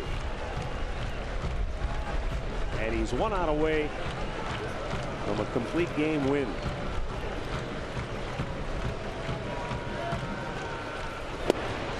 Just a bit outside, and it's 3-0.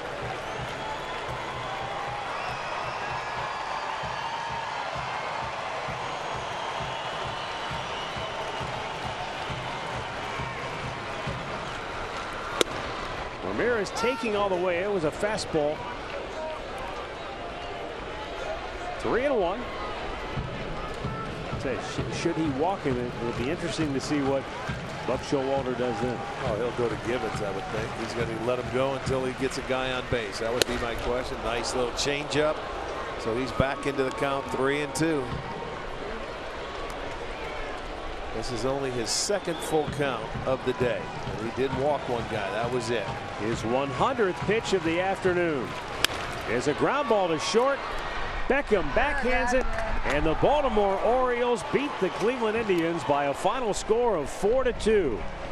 As Alex Cobb with a gem, a complete game effort, as he shuts down the Indians on just 5 hits here this afternoon. Cobb with just his 4th win of the year. If you said Watch this game. I'm going to show you what a 3-15 pitcher looks like. You'd never believed it. That's what his record was coming in, 3-15. But he was sensational here this afternoon. Yeah, when you do the things, not many balls hit hard all day long off Cobb. He controlled the strike zone.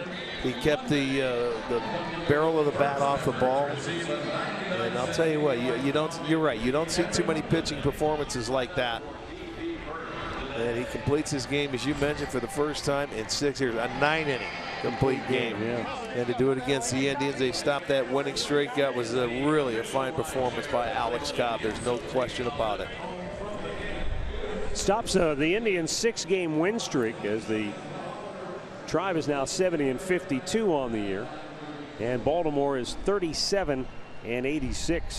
The losing pitcher today is Adam Pletko, as he falls to 4-3, and Pletko ended up 7 innings, 3 runs on 3 hits, and struck out 6. You think about it, he retired 14 in a row after he gave up the 3-run home run, but they just couldn't recover from there. But he did a heck of a job. Another key player for Baltimore today, rookie Cedric Mullins, and he's downstairs with our Andre Knott. Thank you very much, Matt. Cedric, just how many times can we talk about a player hitting his first Major League homer? But let's talk about the bunt earlier in the game and just how long you've worked on that. It's almost a daily thing. Go in the cage, set up the iron mic and take a few bunts just to keep the rhythm, keep the flow. For you, getting called up and being able to have some success early, what plays into that and what has helped you so much early on?